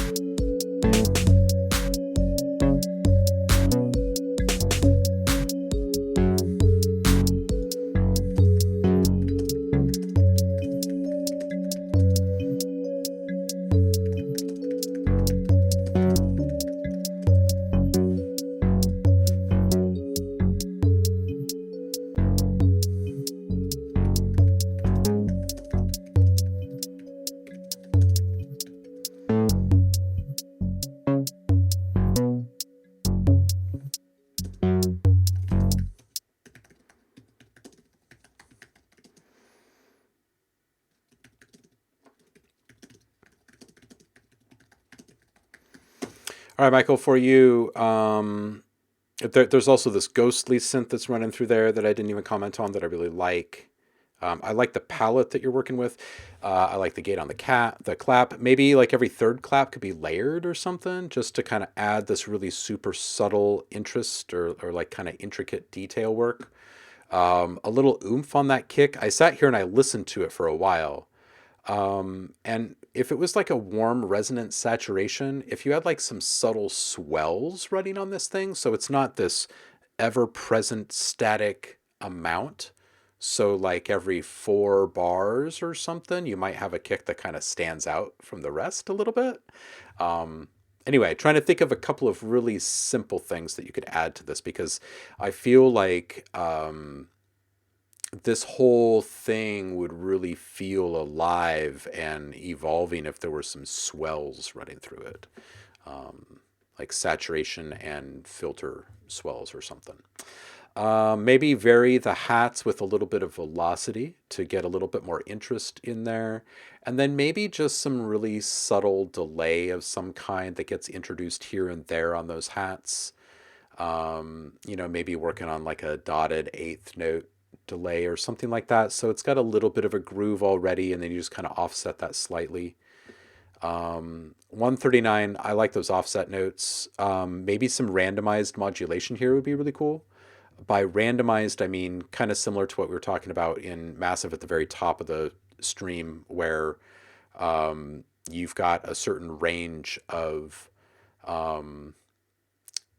space that you're allowing the modulation to take place in, but then instead of using just a standard LFO or envelope, you actually use like a randomization or something like that as, or chaos or whatever as the modulation source. Paul is liking the contrast of the evolving elements. I am as well. Ooh, there you go. Paul says toss some pulse width modulation on your gates. Saf, take care, homie. We'll see you on the flip. Yeah, I really like this one. It's got a really nice, chill vibe to it. I like the pace of it, and I really like the palette and the simplicity of the arrangement. I really do. I think there's a lot of room for these kind of long form modulations and swells and whatnot. I like it. Some detuning.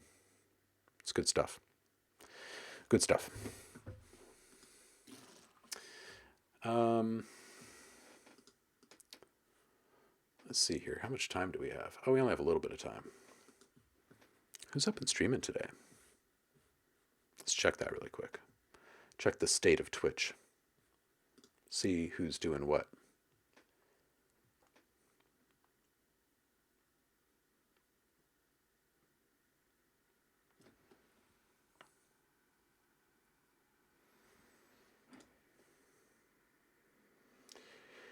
Kenny, Super Shigi, Oyasumi Uni, BeatStars, Andremia. Hey, Andremia! Dude, let's end a couple minutes early and go raid Andremia. We never get the chance to raid Andremia. Let's go see what he's up to. I appreciate you guys. And thanks for hanging. We're going to go see what our favorite android in the galaxy is up to today. And I'll see you guys on Wednesday. It'll be a production stream, and we'll probably be doing something really fun. So I'll see you on the flip. Peace out.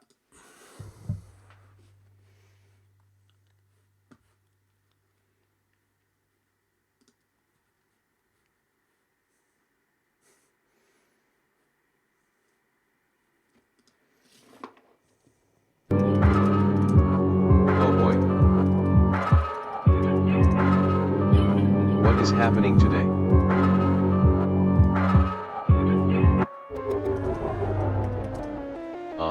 What's going on? It's. No.